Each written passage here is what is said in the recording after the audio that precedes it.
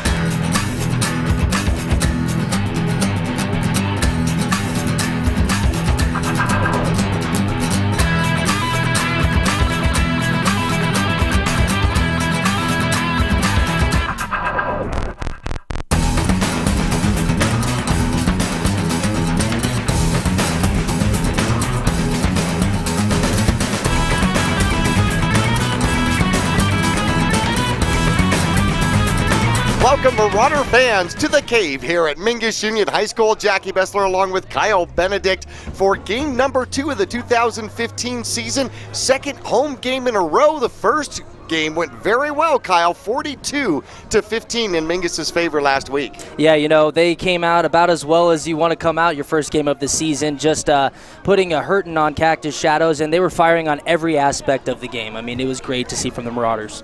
Mingus definitely dominated. We're going to get into a recap of the Cactus Shadows Mingus game from last week. We're going to talk about upcoming games. We're also going to talk, all sorts of fun stuff. We've got interesting connections. In fact, we're going to tell you, Lee Williams, our opponent here tonight, the Volunteers, we've never played them. In fact, their school is now only 4 years old. We've never played them with Mingus, but there's already connections between Lee Williams and Cottonwood, Arizona. We're going to get into more of that, plus a recap of last game when the Vinny's Pizza pregame report begins after this.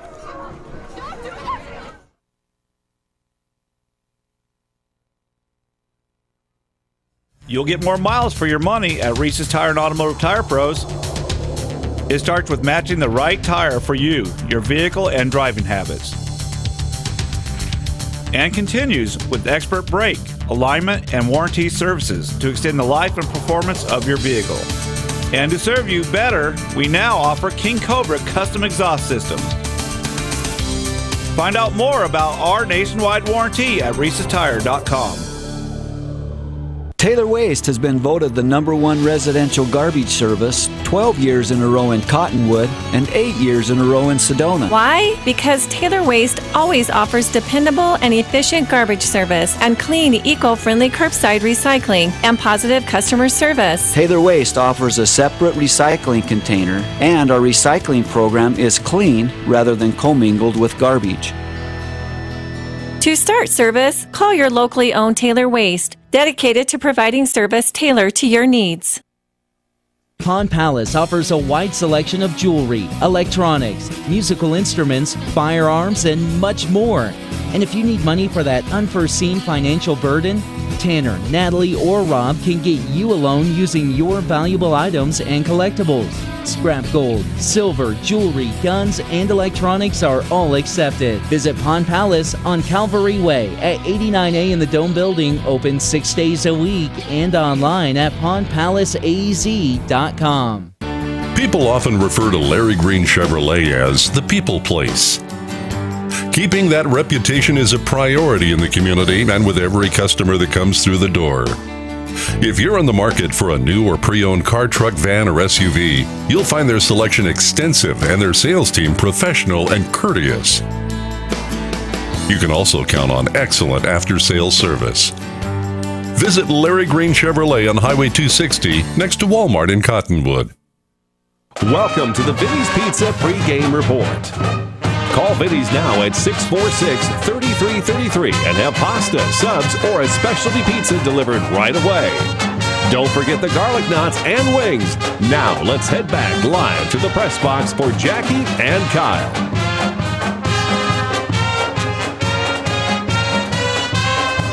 Back here at the cave, welcome to the Vinny's Pizza pregame report. Jackie Bessler, Kyle Benedict along with you. And last game, the Mingus Marauders took control from the beginning and the onset, 42-15 against Cactus Shadows. Cactus Shadows, a 3-7 team last year, but a much improved team. They're going to have a very difficult schedule this year, but I do expect them to be better than 3-7, and they showed some signs of life against the Mingus Marauders. However, Mingus just, I don't know, just put the nails in the coffin as quickly as they could. Yeah, you know, every aspect, offense, defense, special teams, turnovers, I mean, everything. If you start out with the defensive side of the ball, that was really one of the big stories for the Marauders there. Tackles, interceptions, sacks. You had Cole Phelps, number 4, who led the team with 13 tackles. He was followed up by Pete Kelly, who had 11. Isaac Romero, third on the team with 8 tackles as well. So they were just everyone kind of contributing there. And then turnovers was really the story on the defensive side of the ball. You had the Kelly brothers, Pete and Tyler Kelly, with the first defensive points of the season with the safety in the second quarter there. And then 6 sacks by the Marauders on defense. Cole Phelps, 2 sacks for 8 yards. You had Josh Scaff with 1 sack, Isaac Romero 1.5 sacks, and then interceptions, everything. I mean, it was just a great game to watch from the Marauder standpoint. Well, I loved the Kelly sandwich. It was a quarterback sandwich. Quarterback kind of squishing out between the brotherly bond. Yes, there we go. There we go, with the quarterback in the middle. And now offensively, the Mingus Marauders took charge very quickly, and we were actually up at halftime by a score of 35-7.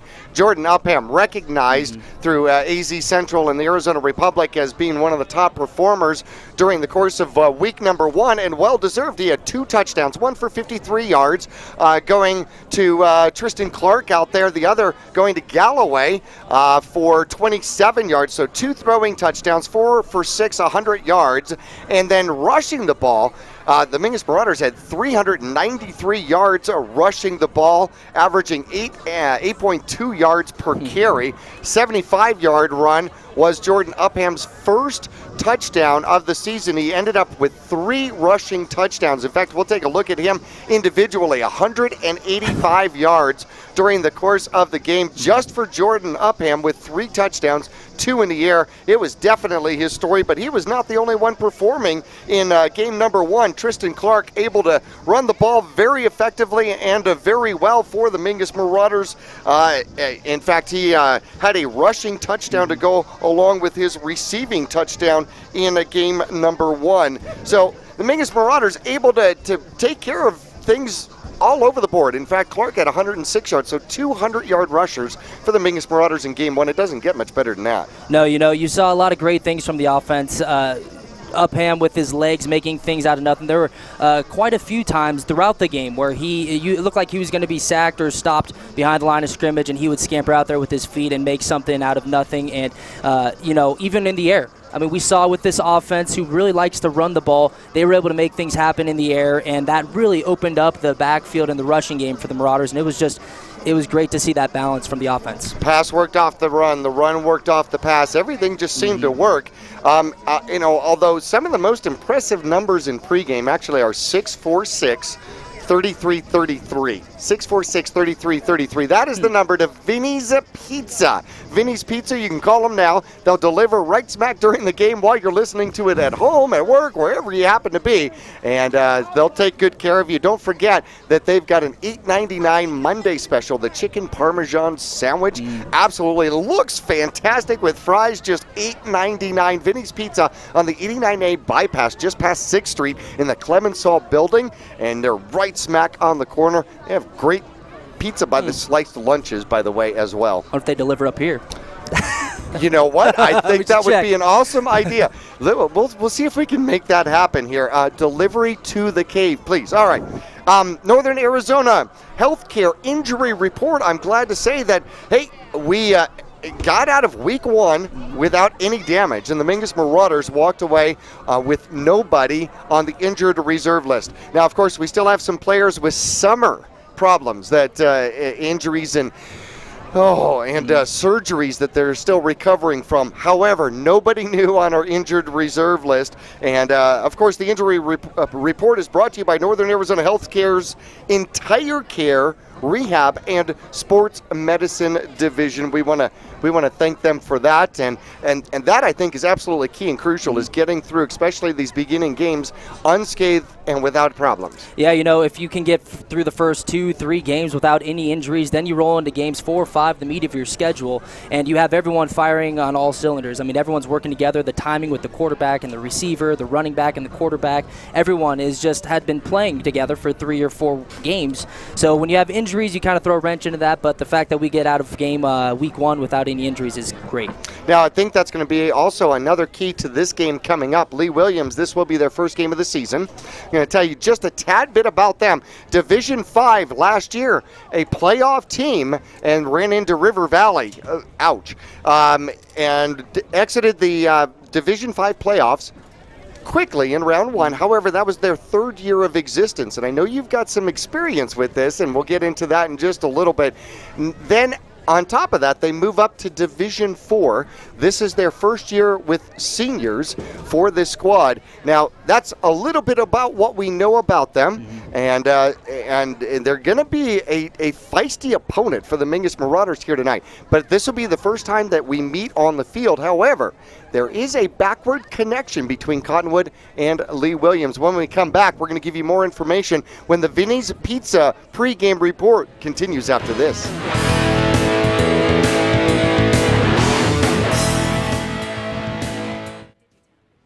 Premium wireless retailer. Come in today and get on America's largest, most reliable wireless network. Get unlimited nationwide talk and text and devices from all the hottest manufacturers. Find Digitel, your local Verizon Premium wireless retailer, in the Flagstaff Mall, in Cottonwood at 960 South Main Street, in Payson at 401 North Beeline Highway, Prescott Valley at Glassford Hill Marketplace, and in Prescott with locations in the Prescott Gateway Mall, and the shops at Prescott Gateway. America's most innovative off-road vehicles are all on sale during the Polaris Factory Authorized Clearance. Get our biggest rebate ever on Razor XP 1000. Save $1,000 on remaining 2015s while they last. Get our lowest price ever on Ace 4x4. This all-new off-road experience is just $64.99 after rebate. Get the year's best deals during the Polaris Factory Authorized Clearance. Visit Cottonwood Motorsports at Route 260 and Western Drive. Cheerleading, tumbling, gymnastics. We are Flip City Gym. We have classes for boys and girls of all ages and skill levels. Flip City Gym offers competitive co-ed cheerleading with world champion coaches. Ask about tumbling and gymnastics. Or our health and fitness-based academic preschool. The only one of its kind in Northern Arizona. Enjoy open gym Fridays and Saturdays. Stop by for your free class or find out more at flipcitygym.org. The Suzy Q Market is the most convenient stop for road trips, with 1,500 beverage selections and plenty of snacks. And save on Texaco fuel with your Safeway Rewards card. The Suzy Q drive-thru window is the most convenient way to pick up those essentials on the way home. Road trips start here. With something for everyone. At the Suzy Q Market. Remember, please shop local first. Go Marauders!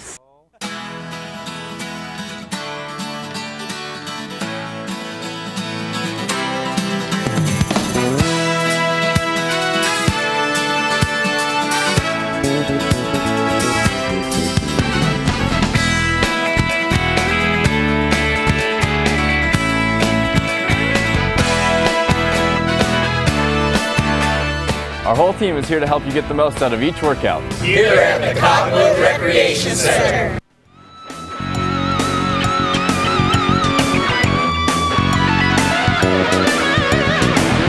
Welcome back to the pregame show here. So as we mentioned before break, there is a connection between the Lee Williams Volunteers and here in Cottonwood, and tonight hosting Lee Williams High School out of Kingman, a school that's only been around for 4 years. This is their 4th year. They call themselves the Volunteers in honor of the volunteer Kingman firefighters who were killed in the line of duty when a derailed propane tanker exploded on July 5th, 1973. Lee Williams was a principal at Kingman High School and one of those volunteer firefighters. And joining me right now is former chief over at the Cottonwood Fire Department for 17 years, Mike Casson, and his son, current firefighter with the Cottonwood Fire Department, Brady Casson. So thank you both for being here so much. Mike, can you tell me a little bit about that connection between that tragedy and your kind of story?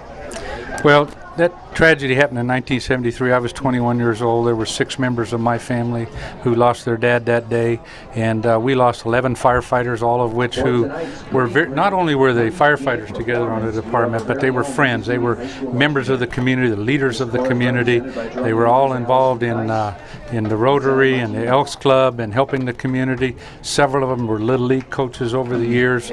Lee Williams was the principal at the high school. He was an outstanding athlete, and these people had given their all that day. We had an explosion about 2 o'clock in the afternoon.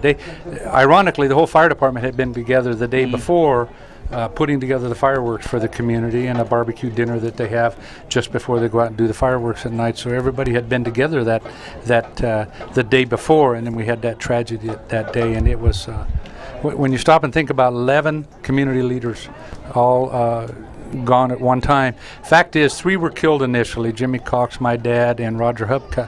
The other 8 who died over the course of the next few weeks. So we were having funerals for literally a month up in the community, but the community support was absolutely outstanding from not only all over the community. We had departments from all around the state came up and backfilled the department while we were going through our funerals and burying our fallen, and it was just I guess I can't describe what an impact it was on the community.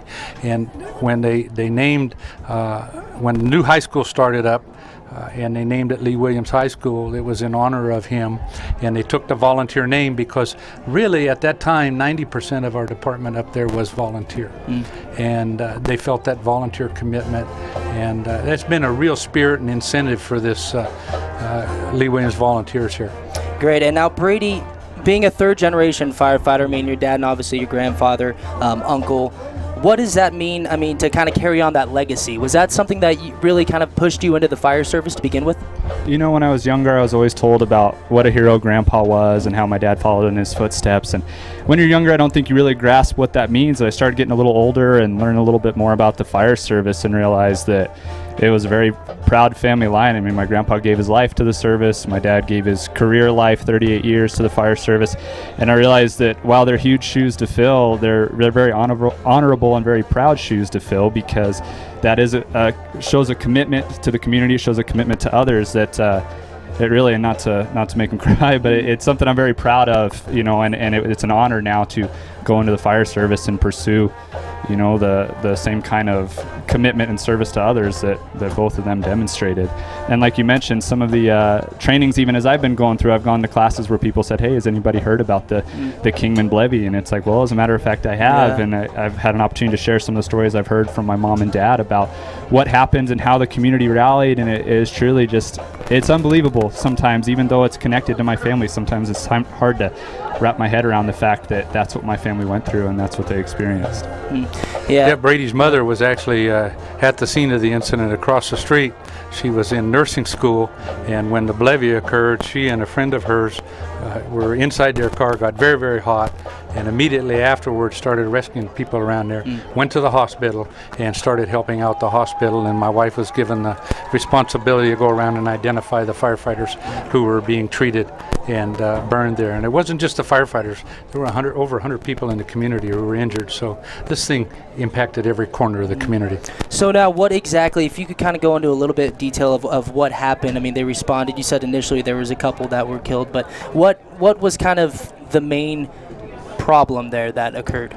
Okay, they were offloading a 30,000-gallon propane tanker into the yard at the propane facility, and they had a loose hose connection, and they attempted to tighten it down, dropped the wrench, and it started a fire.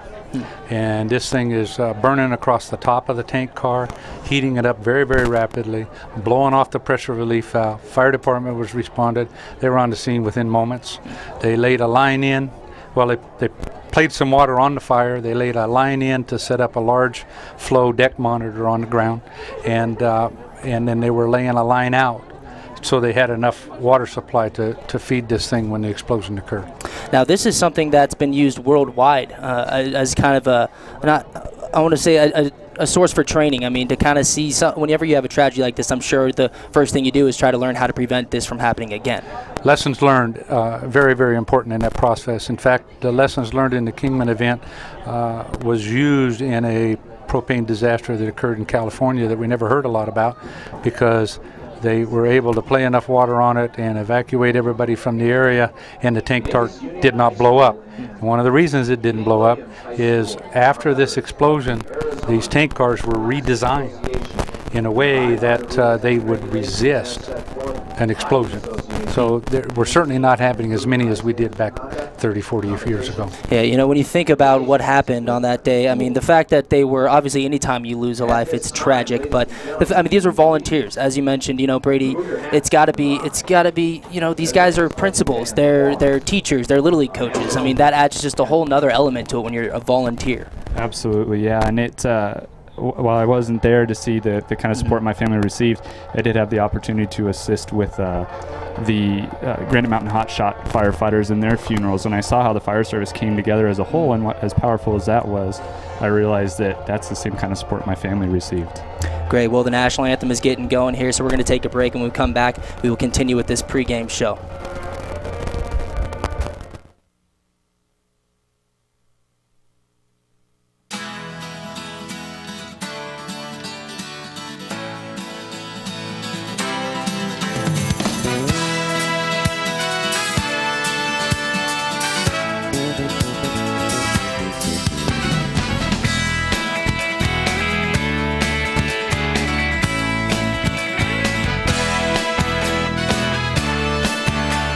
Our whole team is here to help you get the most out of each workout. Here at the Cottonwood Recreation Center.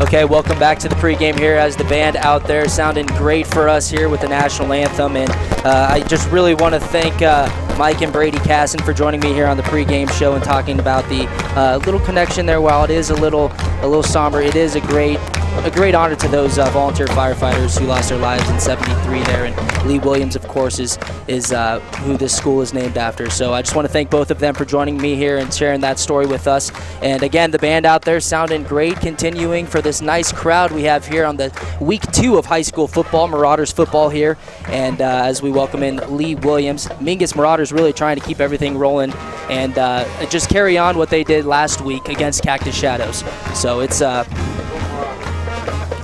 well, as we take a look at our squads here and how they're going to match up, it'll be really interesting. In 2014, this squad from Lee Williams, the Volunteers, actually made playoffs. And now that was Division 5. Okay, they only had juniors, but they did come out and they made playoffs and ended up in the season, ended up 7-4. 249 points for, 186 points against. But here's what's really interesting that I found. 7 out of 11 games that they played were shutouts. Yeah, 7 out of 11 games they played were shutouts. Now, 3 of them, they were the one with the goose egg. 4 of them, they were the one that shut everybody out. So, I mean, quite honestly, when it came to Lee Williams, you would turn on the radio and find out who scored first. And that, you know, you gave 7 out of 11 shot. You knew who the winner was then. Hopefully they didn't change the dial, though. Listen to some of that game. But, yeah, no, you're right. I mean, they made the playoffs. Even though they lost in round 1, they had that taste of that playoff football, that intensity. And whenever you get that taste and that kind of that excitement and just the up level of play and you want to get back there. You're going to do whatever you can to get back there, and that's what one thing, especially with them moving into a new division this year, you have to expect them to come out fired up, and they know what it feels like to be there, and they're going to be one trying to get there again. Well, let's take a look at some of their stats from last year, because they will end up losing a couple of players here. Interesting enough, their quarterback last year only threw for 245 passing yards, or 210 actually. They had 245 passing yards total on the season, 1,550 rushing yards. Now, Burgess was their quarterback. Kramer, as I understand it, who was the leading receiver last year with 126 receiving yards, is going to be the quarterback here tonight. Coach's son, by the way. And obviously, if you're the coach's son, you're probably going to know the playbook pretty good. Oh, yeah, definitely, no doubt. And, you know, he's filling over for Burgess, who was their guy last year, as you mentioned. And he is out for this season. He suffered a knee injury during summer basketball, so that's a big loss for them. But, you know, Kramer, coach's son, he was there last year, and so he has to feel comfortable with the offense. Ruiz is going to be a returning running back for the visiting Volunteers. He had 543 rushing yards on 123 carries. He's probably the most experienced of the backs that they have. Davis, who had 256 rushing yards, is not returning for him. Yeah, you know, they lost a couple guys on the offensive side of the ball. We mentioned the quarterback, but as far as their rushing game, Dallas Morgan was another big loss for them as a running back. He's not playing this year to focus on his rodeo performances, but you have Ruiz and Davis back there who were big, contributed big last year, and they're looking for big things out of them, especially with the loss of Dallas Morgan. I think one of the key important pieces for tonight's game is the fact that Mingus already has a game under their belt, too. Yeah, no, definitely. That's, you know, anytime you have that first game coming off of the preseason, you know, the game speed, you can practice all you want, but there's nothing like getting out there on the field and playing at the game level. And Mingus has the advantage, the fact that they were here last week and playing on home field advantage again here this week. Really curious to see how Lee Williams comes out this year after a playoff berth last year. Well, we're going to take a look at some other football schedules coming up, and we're going to do so right before we get to kickoff, but we're going to close out our Vinny's Pizza pregame report. Don't forget, Monday is that chicken parmigiana. It looked awesome. $8.99. Vinny's 646-3333. Order now. You'll get it as you get into the game here tonight. We'll return to the Cave at Mingus Union High School after this.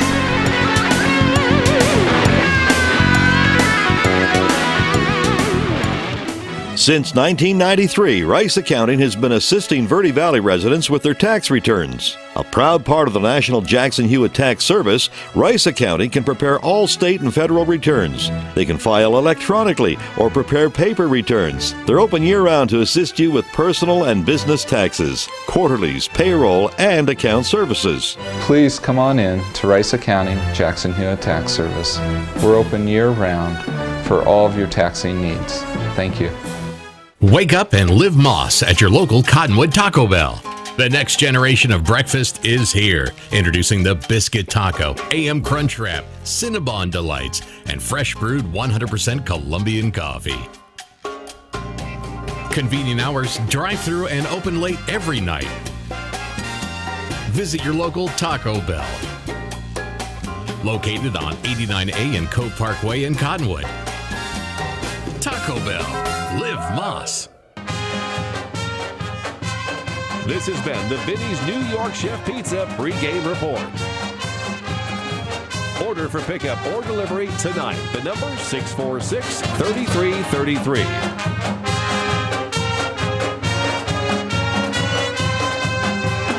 We'll return for kickoff right after this.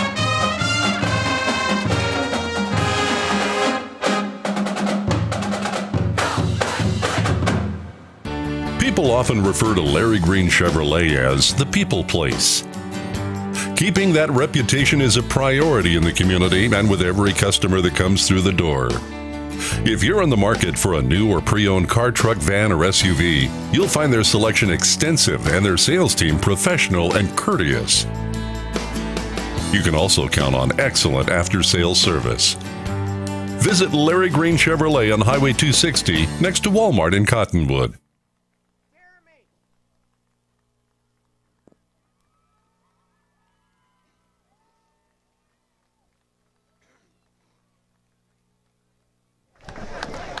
Here at Mingus Union High School, the Marauders have just taken the field, and out there for the Marauders carrying the American flag. Well, that'll be an interesting new one for the Mingus Marauders. Carson Anderson, one of the wide receivers, getting the flag, the American flag, and the Marauder flag. And Romero's going to carry that one in here tonight for the Marauders as we get ready to go. Here come the Mingus Marauders in their red uniforms and white pants, the silver hats, getting ready to host the Volunteers from Lee Williams. Hey, by the way, Kyle, great job on the interview and having the Mike Casson in and just a fantastic interview. Yeah, you know, it was just really great. I want to thank them for taking the time to come out and talk about that. I'm sure it's difficult to talk about that with the loss of a grandfather and father, but, you know, as they mentioned, it's something that Brady, especially being the third-generation firefighter, just trying to carry on that legacy and honor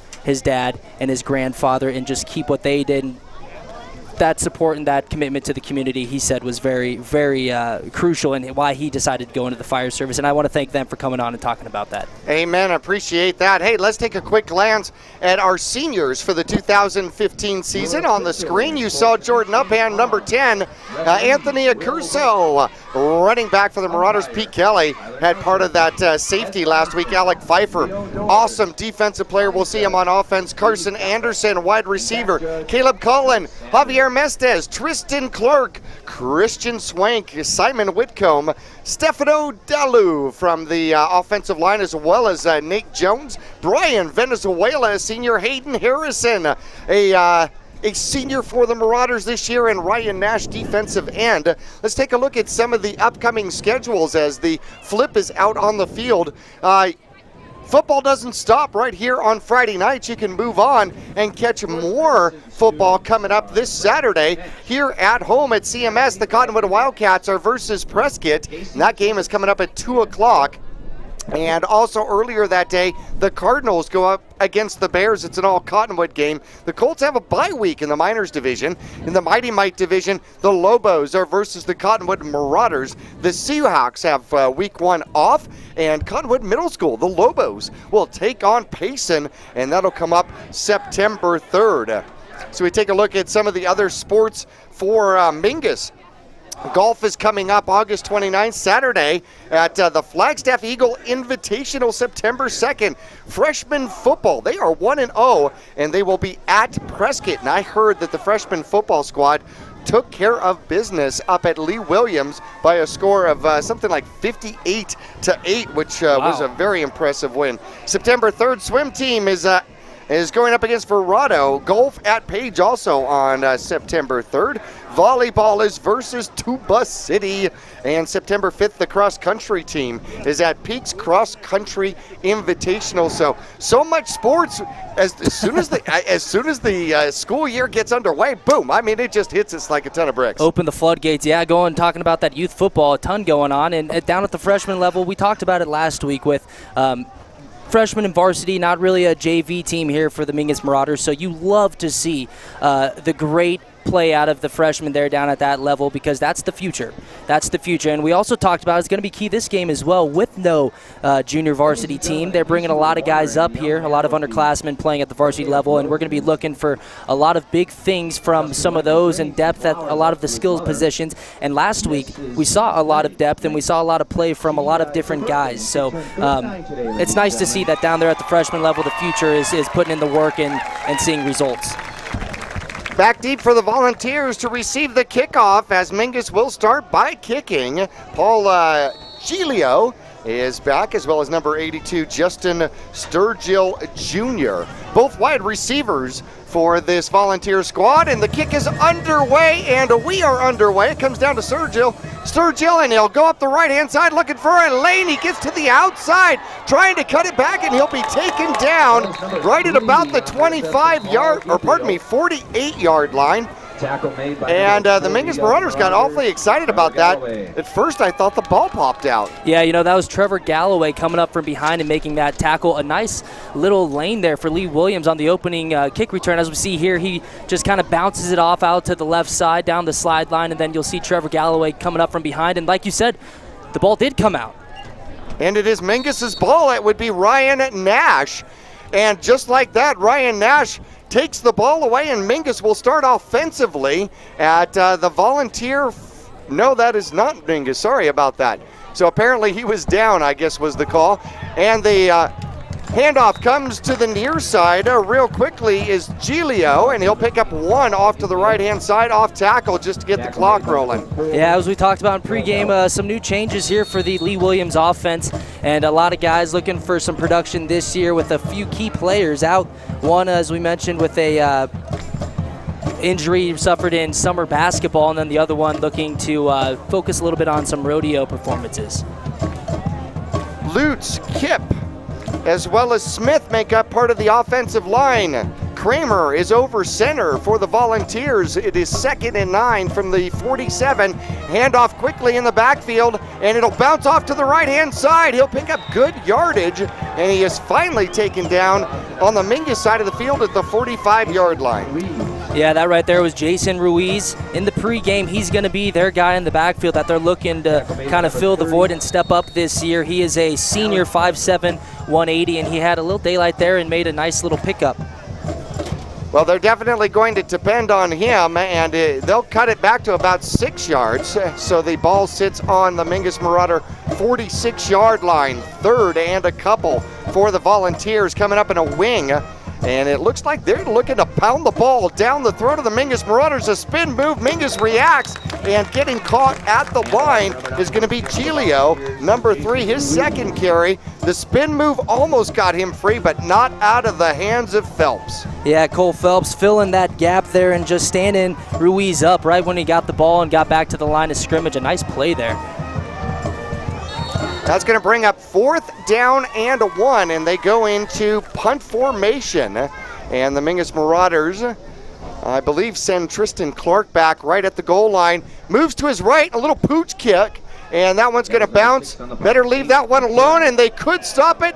I thought the Volunteers had a chance to stop that one right at about the 2 or 1 yard line, but they did not. It rolls in the end zone. Yeah, you know, a short kick like that, Clark doing all he can back there. It bounces. It's hard to predict where that football is going to go once it hits the ground. So he does what you do as we look at the replay here and just does not touch it. He backs off, and we have about 2 right there, 3 Volunteers down there, and it looked like they might have had a chance to kind of stop the ball and down it before it got past the goal line, but they just let it in there, and now Mingus takes over on offense. Yeah, I was really surprised to see that.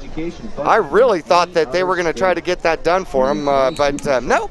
So Mingus will take over on the 20-yard line, our first offensive set for the Marauders here at home. Game number 2. Glad you're along with us here on KYBC AM 1600 and 96.3 FM. All sorts of ways to listen to Mingus Marauder football. And right up the middle, Mingus gets going, and number 30 will carry the ball for the Marauders, and that's going to be Pfeiffer. And it'll be just off the center, pick up about 2 yards. It'll be 2nd and 8. Mingus with the ball at the 22. Number 30, Alec Pfeiffer there on the carry. He had 25 yards on the ground last week, and you know, they were spreading the ball. They kind of had shared the love a little bit last week, so we're looking to do that again.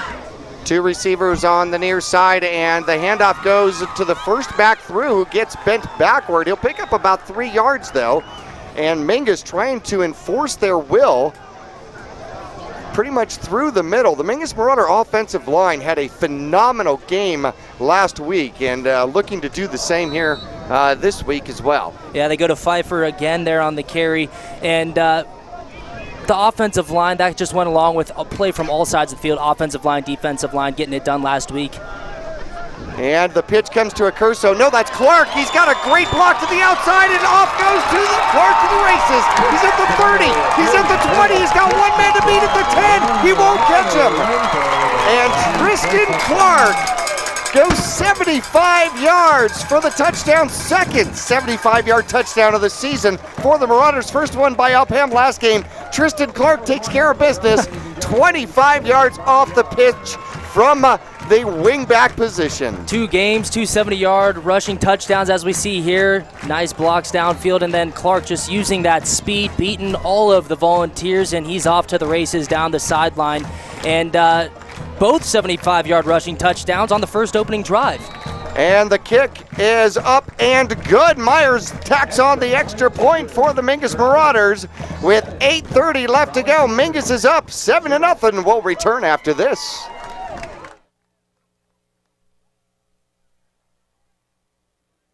Cheerleading, tumbling, gymnastics. We are Flip City Gym. We have classes for boys and girls of all ages and skill levels. Flip City Gym offers competitive co-ed cheerleading with world champion coaches. Ask about tumbling and gymnastics. Or our health and fitness-based academic preschool. The only one of its kind in Northern Arizona. Enjoy open gym Fridays and Saturdays. Stop by for your free class or find out more at flipcitygym.org.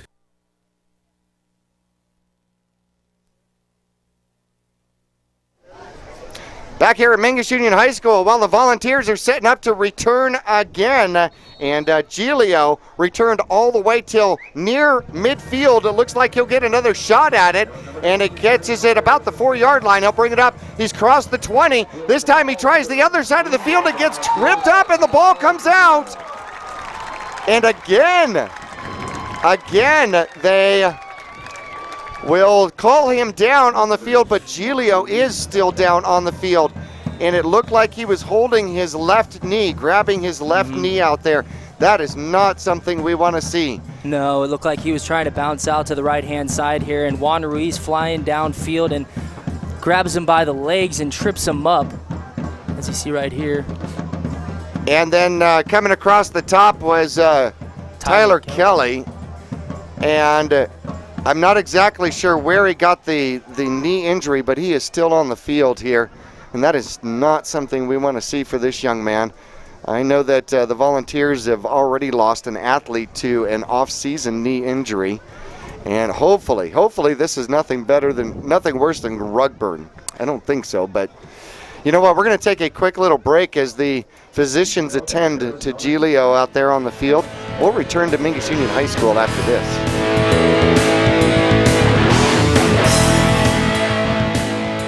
At Oxendale Chrysler Dodge Jeep, we believe everyone deserves to drive a nicer, newer car today. Hi, I'm Matt Oxendale. Other dealers will tell you how great they are, but at Oxendale Chrysler Dodge Jeep, our customers do the talking for us. Hi, Denise. I just recently purchased my 4th vehicle from Oxendale.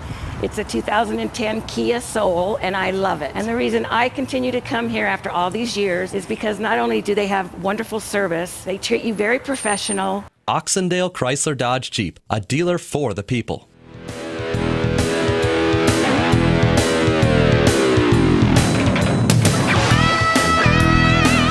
Well, Giglio is helped off the field and not putting a lot of pressure on that left leg out there, and we wish that young man well. And hopefully it takes nothing more than a little bit of ice for him. Here at Mingus Union High School, there are so many ways you can get your Mingus Marauder football fix. Of course, there's AM 1600, 96.3 FM, Verde Valley TV, which is Cable 1, Channel 56, Suddenlink Channel 2, and now you can also get it on your smartphone, powered by Pawn Palace. Go to myradioplace.com and log on, and there is a place on myradioplace.com, the main page. You can go to the apps portion, and you can pick the app for KYBC, and then you can listen on your smartphone right in the crowd or wherever you happen to be. Volunteers with the ball at about the 15-yard line. New running back into the game will go off tackle to the left-hand side. Mingus shuts it down pretty quick, and they'll get the ball up to about the 16-yard line, maybe a gain of 1. Yeah, I was trying to see who was on the carry there. It looked like number 9, Jason Ruiz, again Someone else who we talked about, they're looking for big things, especially now with Gilio out with the injury. Well, they had 2 carries for 2 yards on the first drive and 2 returns. First one was phenomenal, all the way back to midfield. Now we'll go to an I. This is smash mouth football from the Volunteers. And second back going to the right-hand side following the first, and he'll gain about 2. And Mingus shuts it down once again. And good job by the Marauders, just kind of swarming in on defense. Yeah, it looked like they faked it to Jason Ruiz there, and then they handed it off to Nate Cottrell, who ran up the, looks like to the left side, and the Mingus Marauders were able to stop him there for not much of a gain. Well, Cottrell definitely is going to be one of their offensive weapons, no doubt about it.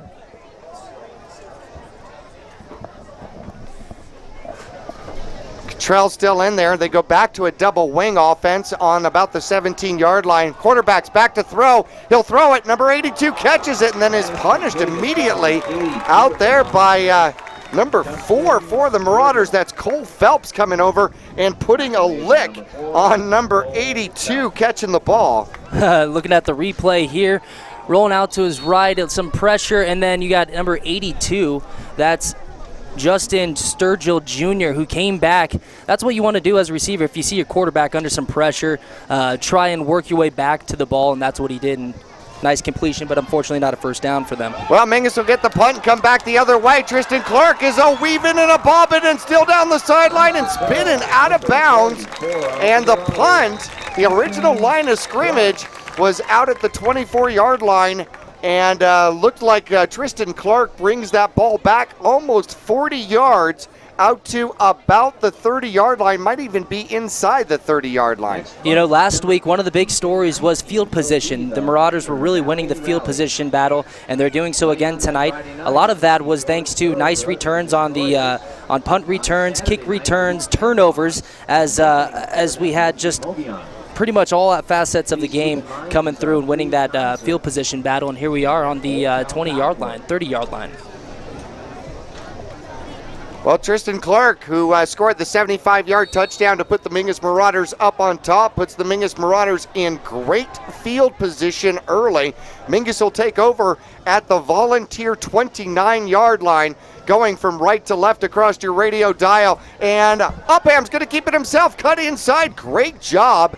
And in a sea of white Volunteers, is able to pick up about 7, and just by finding the right angle to cut through the defense. Yeah, you know what? He was reading the defense there. He faked the handoff to Juan Ruiz, who got lit up. And that was just a great fake by Upham there to pull it. Unfortunately, when you have run the kind of the read like that, sometimes if you're the running back, you don't get the ball, you get lit up regardless.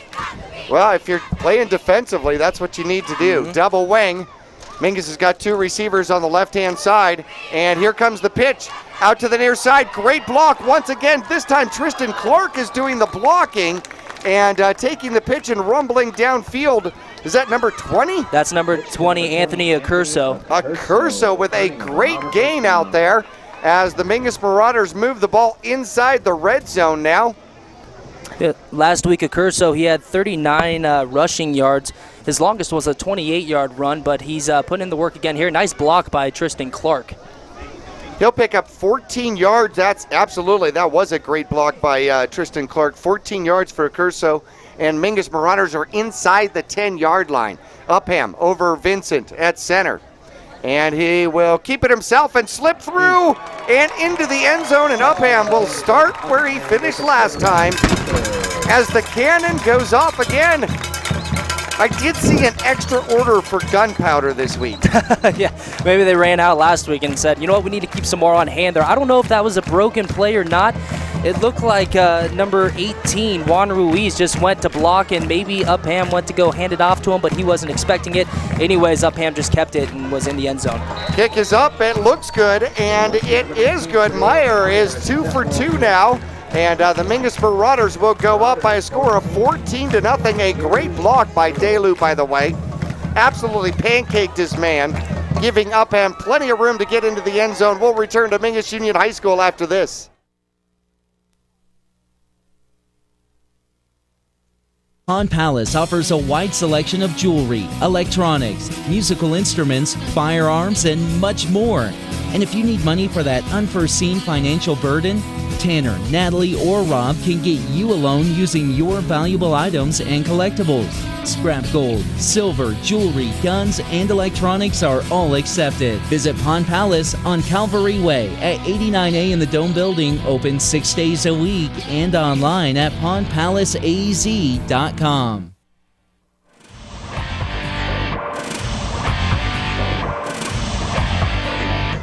Back here at Mingus Union High School as they line up to kick off again. 5:17 left to go, first quarter action.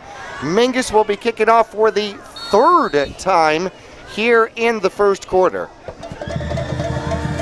Kick is up, and it comes down to about the goal line. New returner in the game for the Volunteers. He tries middle, tries left, tries down.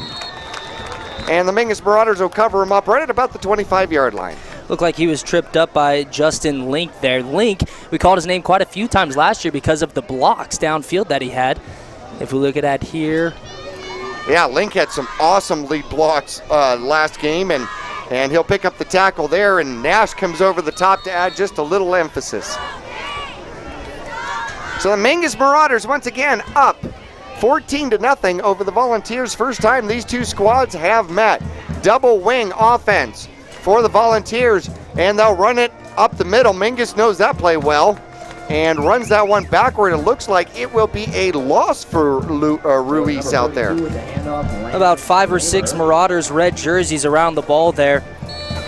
Flying to the ball, gang tackling, that's what you want to do, and that's a big reason last week they were doing that, especially with Marchica for Cactus Shadows and their good running game that they had there. Mingus was able to control them by flying to the ball and gang tackling them. Well, when that play goes backward like that, it also has something to do with your nose guard. You know what I mean? Mm-hmm. Yeah. So Mingus will line back up again. 7 men on the line. They're going to try the left-hand side. A good cut inside. A little bit of breathing room and off to the races and then down. But the first down for the Volunteers as he gets across the 45-yard line is number 6. And he'll pick up 17 yards. And that will be for that'll be Cortrell for the Volunteers. Yeah, right up the middle, a nice little, once he broke through the line and got to the second level, he had a nice little stop and juke out to the left-hand side to get a couple more yards, and nice pickup there as they're at about the 46, 45-yard line. Right smack in the middle of the red M here at Mingus Union High School. Glad you are along with us. We want to thank Graham's Integrity Auto.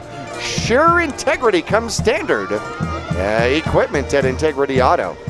Volunteers will take it. Quarterback, Kramer, rolling out to the right, looking for somewhere to go. He finds a man up underneath.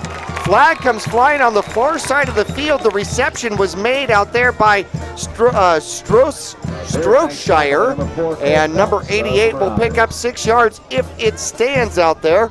And if that be the case, Lee Williams is 2 for 2 throwing the ball. Big boy right there, tight end, senior, 6'5", 210 pounds. We're rolling out there with the quarterback to the right-hand side, and tight end coming across the field and was able to find him for a nice little pickup. Well, that's how you kind of break that rush, and Mingus able to cover it, but not until a 7-yard, 6-yard gain out there. Referee still with the ball. Looks like the penalty was going against Mingus, which would be our first penalty of the game.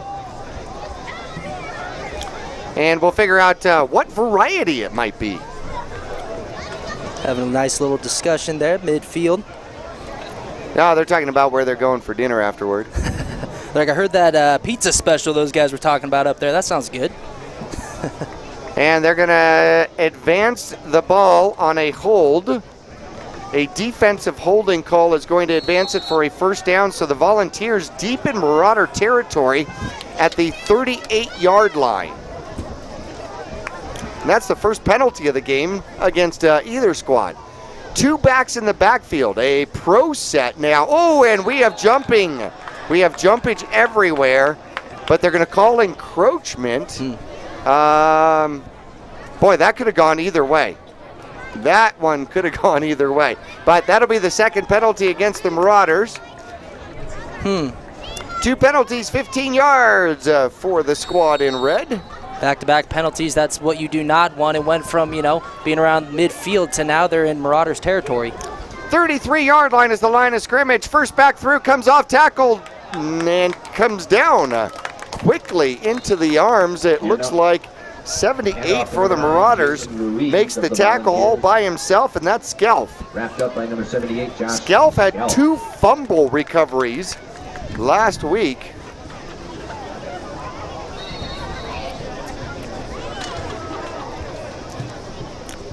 Well, yeah, that was encroachment. The tight end did get up and move as you're looking at Verde Valley TV. So Mingus did earn that one, but it is now 2nd and short. 2 yards to go. 2nd and 2, and they go into an I. And here come the Volunteers. Second man, no. It's a fake. Quarterback's in trouble. He is way deep and will be sacked and tries to throw it away, but should be down by Romero before he actually gets it thrown away. And if that is where the sack happens, that is a 22-yard sack for the Mingus Marauders. Yeah, they're giving it to 21 Pete Kelly there. Yep. He was back there along with number 5, Isaac Romero, putting a lot of pressure on 42, Landon Kramer, the quarterback for the Volunteers there. And there it is again. Last week, that was huge for the Marauders, those sacks, those turnovers on defense, and another one right here. And again, starting with great field position on the other side of the 50. That is a huge sack out there, and Pete Kelly does get that one. I did see Romero's number in it, so that brings up a 3rd and nearly eternity as, well, the scoreboard says 3rd and 99. I don't think that's accurate. Second back through, off tackle, gets stood up and comes back the other way. He will pick up a good gain of about 7, but that's still going to bring up 4th and about 17. Nice return by number 9, Jason Ruiz. Yeah, and that's what that nice sack does for you. Over 20 yards on the sack, and brings up that 4th down. A long 3rd down there for the Volunteers, and, you have to have a big play for a conversion, and they weren't able to do it. Tristan Clark goes back for the Mingus Marauders. And a good snap. He'll roll to the right. A high punt straight up. And it'll come down. Get away from it. Get away from it, everybody. That is poison. It'll take a Mingus bounce and then a Volunteer bounce. And then finally settle at about the 26-yard line. So that's where Mingus will take over the ball for their 3rd possession here in the first quarter. 1 minute left to go. If you're just joining us, thank you so much. We want to thank Reese's Tire and Automotive Tire Pros. More miles for your money at Reese's Tire and Automotive Tire Pros. Mingus already up 14-0, Kyle. Yeah, that punt right there was a perfect example of why once that punt hits the ground, you want to avoid it, because it looked like it was bouncing in Marauders' way, Volunteers' way. You don't know where that football is going to go. Just stay out of the way. Yeah, you don't know where that football's been. Get that out of your mouth. All right, here come the Mingus Marauders in a wing set. 2 receivers on the right, and the handoff, no, will come to Upham. Upham weaving and jiving. 1 man to beat, and he's still driving and gets out of it. Upham racing for the corner. Kramer trying to catch him and cannot do so. Wow. Upham on a pure desire, 74 yards from the line of scrimmage for his 2nd touchdown of the first quarter. What an unbelievable run there by Upham. It looked like, I think I counted 4 or 5 just before he got to the 40-yard line. Tackles that he was able to escape from there. I mean, he shot through the line of scrimmage, both hands on the ball, plowed through a couple guys, and then nice little footwork there down at the far side of the field to get into the end zone. Beautiful run there. Upham again getting things done with his feet. Well, he has now 89 yards on 3 carries. The kick is up and good. Meyer is 3 for 3. And it looks like they corrected that problem from last week as well. We'll take a break as Mingus takes a 21-0 lead here at Mingus Union High School. We'll return after this.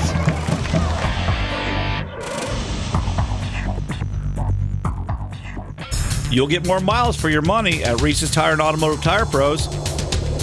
It starts with matching the right tire for you, your vehicle, and driving habits. And continues with expert brake, alignment, and warranty services to extend the life and performance of your vehicle.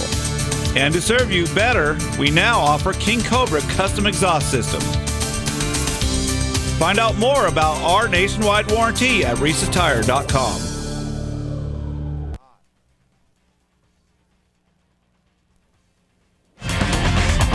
Mingus Union High School lining up to kick off for the 4th time here in the first half. Old Glory is blowing from left to right, and the Mingus Marauders put it down in the corner again.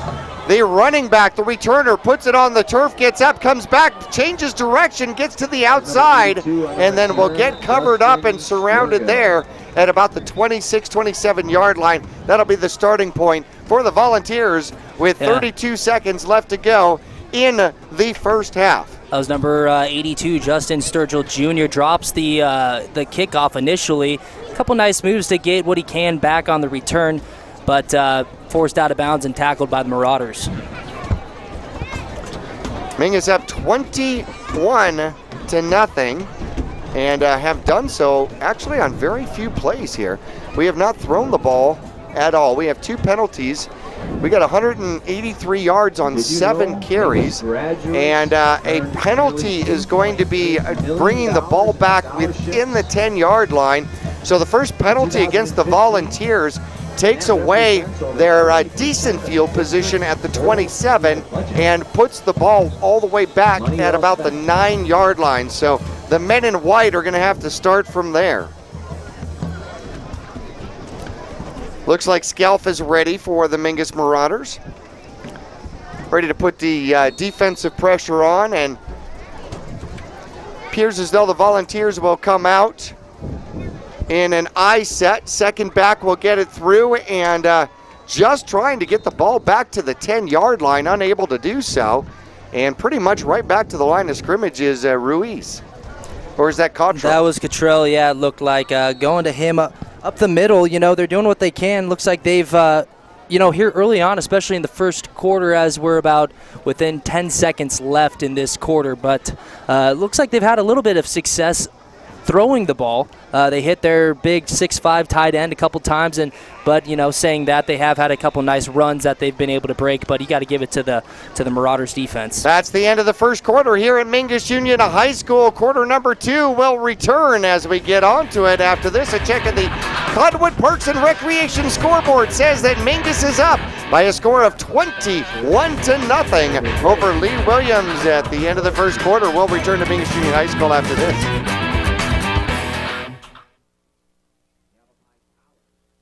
You'll get more miles for your money at Reese's Tire and Automotive Tire Pros. It starts with matching the right tire for you, your vehicle, and driving habits.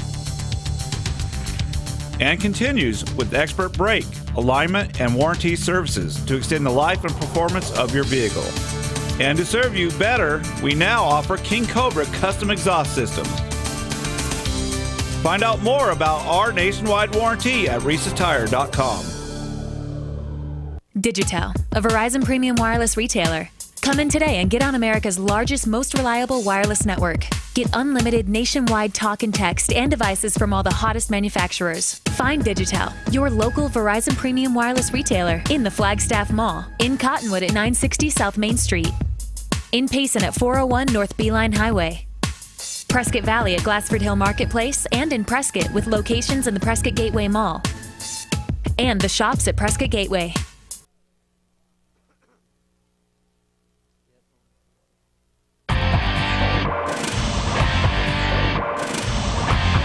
Back here at Mingus Union High School, the Volunteers choose to boot off to the left-hand side, and Kramer tries to get it back out. Pete Kelly makes the tackle, and Kramer makes a little out of nothing as they'll get out to about the 10-yard line and gain 2 on, that looked like a planned keeper. What do you think? Yeah, you know, I think Pete Kelly pretty much came through untouched, and I think he really had no other option but to keep it and just kind of run and scramble and make what he could out of nothing. Well, Mingus will send their, obviously will send their blitzes from all different angles. Something that you understand. A graduate of Liberty High School, you were also part of that Liberty group that had the first year of freshmen and sophomores and juniors and seniors, just like Lee Williams out here. Yeah, you know, it's a little unique. You kind of miss some of that tradition and those upperclassmen that you kind of look up to, but there's some good and bad, but you just try to make a name for yourself. Pete Kelly's coming again. They will get the pass off. It's too high. A flag comes down, though, right at about the 11-yard line. They double-teamed Pete Kelly, who was trying to get into the backfield from the outside. And the pass went to the opposite side and was overthrew the receiver and falls to the turf without a problem. However, it looks like this penalty is probably going to go against Mingus. Yeah, this would make it, I believe, their third of the game already. And in the first quarter, we had Paul Gillio for the Volunteers on a kick return. Tackled low, and he went down and needed some help getting up. He's on the bench right now, sitting with some ice wrapped around his left knee. The penalty was against Lee Williams on an illegal block. And Mingus will forego the penalty and bring up 4th down. And the Volunteers will be punting out of their end zone. Moves to the right, almost. Oh, punt goes straight up in the air, comes down at about the 30-yard line, and then bounces back the wrong way, and the Volunteers let it go. And Mingus will take over at the 18-yard line.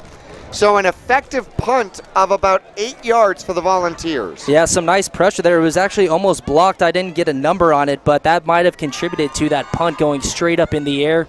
And the Volunteers, number 80 there, it started bouncing back towards their own end zone, and that looked like Raquel Luke, who was like, oh, man, we need to stop this thing. It's going into our end zone. So nice field position here to start the drive by the Marauders. Mingus out there waving their arms, blowing on it. Go, go. All right, Mingus takes over with an extremely short field inside the red zone.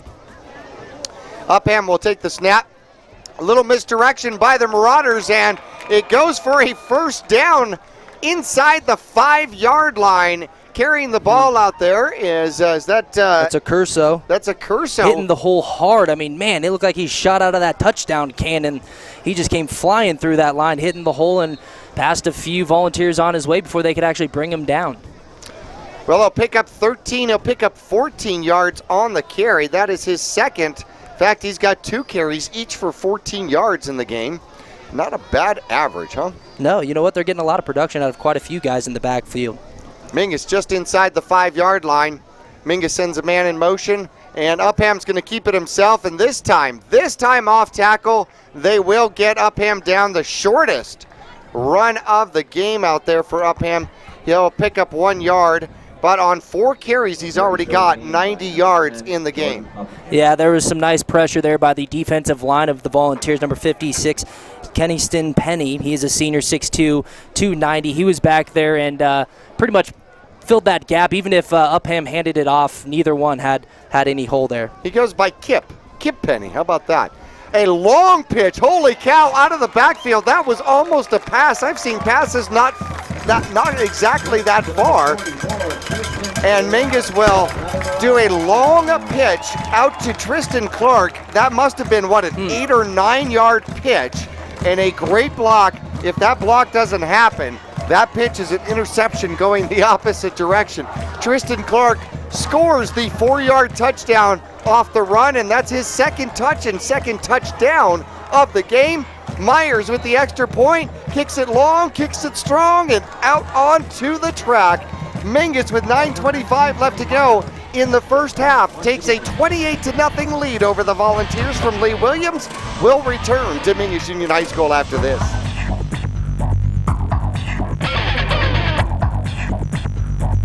Since 1993, Rice Accounting has been assisting Verde Valley residents with their tax returns. A proud part of the National Jackson Hewitt Tax Service, Rice Accounting can prepare all state and federal returns. They can file electronically or prepare paper returns. They're open year-round to assist you with personal and business taxes, quarterlies, payroll, and account services. Please come on in to Rice Accounting Jackson Hewitt Tax Service.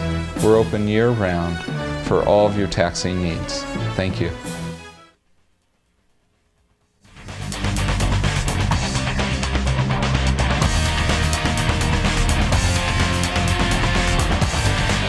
Myers 4 for 4 on extra points out here tonight for the Mingus Marauders as they lead 28-0. Tristan Clark has 2 touchdowns, Upham has 2 touchdowns, and Myers has the kickoff again. down to about the 4-yard line. Dropped, picked up quickly, out to about the 18, coming to the near side, and drops the ball, and it goes out of bounds. Right in front of our camera out there, and we have got 2 players down. However, Mingus' player jumps right back up and still on the ground out there for the Lee Williams squad. Trying to catch a number on him. Is that 70 or 20? It looks like 20. Galloway was a little slow to get up there for the Marauders. He's the one who actually forced that fumble. Red Dot Club sponsors include Oxendale. Well, he is still down on the field out there. And that would be the second volunteer with an injury here in this game, and he is lying flat on his stomach. And you know, you certainly hope that we don't have any back injuries or anything like that. However, he is moving his legs. That's a good thing. The other thing that I'm really appreciative of, Kyle, is Mr. Michael Boyson, the trainer for the Mingus Marauders. You're not going to find, oh, they turn him over on his back, so that's a good sign. You're not going to find a trainer in the high school arena that is more talented and more experienced than Mr. Boyson. He used to be the trainer for the Denver Broncos years ago. Oh, wow. And teaches physical therapy and sports medicine here at Mingus Union High School. And if he is putting students out as talented as he is, then the entire world is going to benefit. Yeah, you know, he's down there. He was injury on Mingus' sideline, so he ran down there as soon as he saw he was not getting up. Yeah, you know, you just hate to see this. 2 injuries to some key players here for the Volunteers, a team that has already been suffering some big blows, injuries, and some guys not returning this year. You just do not want to see this, especially in a young team. But we hope that both of them are all right. Well, let's see if we can take a look at exactly what happened. I'm glad to say that they do have him turned over, and Myers had the kickoff, and then coming down to the near side, he dropped the ball and then picked it up, and then he was able to move to the near side, and that's 80. It is 80 that gets caught, and he gets double hit, and was unable to deal with that. So it was the double hit that really came down on him, and that's Rika Luke, a junior, 6'1", 165. A wide receiver. They still have him on his back out here at Mingus Union High School. 9:16 left to go in the first half. Mingus leading currently 28-0. Let's take a little break here at Mingus Union High School, and we'll return to the cave after this.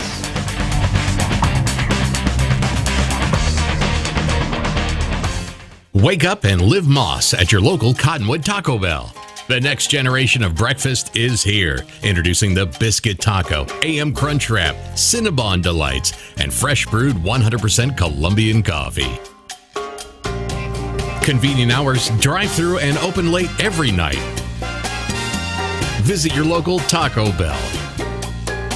Located on 89A and Cove Parkway in Cottonwood.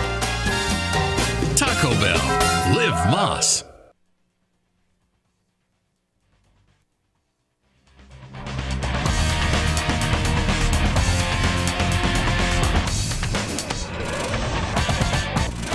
Mingus Union High School football here at the cave at Mingus Union High School. Second home game for the Marauders.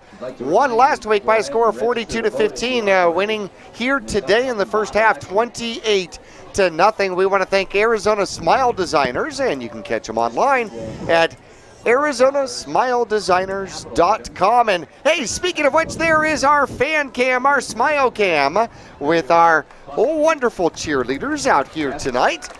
And thank goodness we have Luke getting up off of the turf, and he's getting helped off of the field.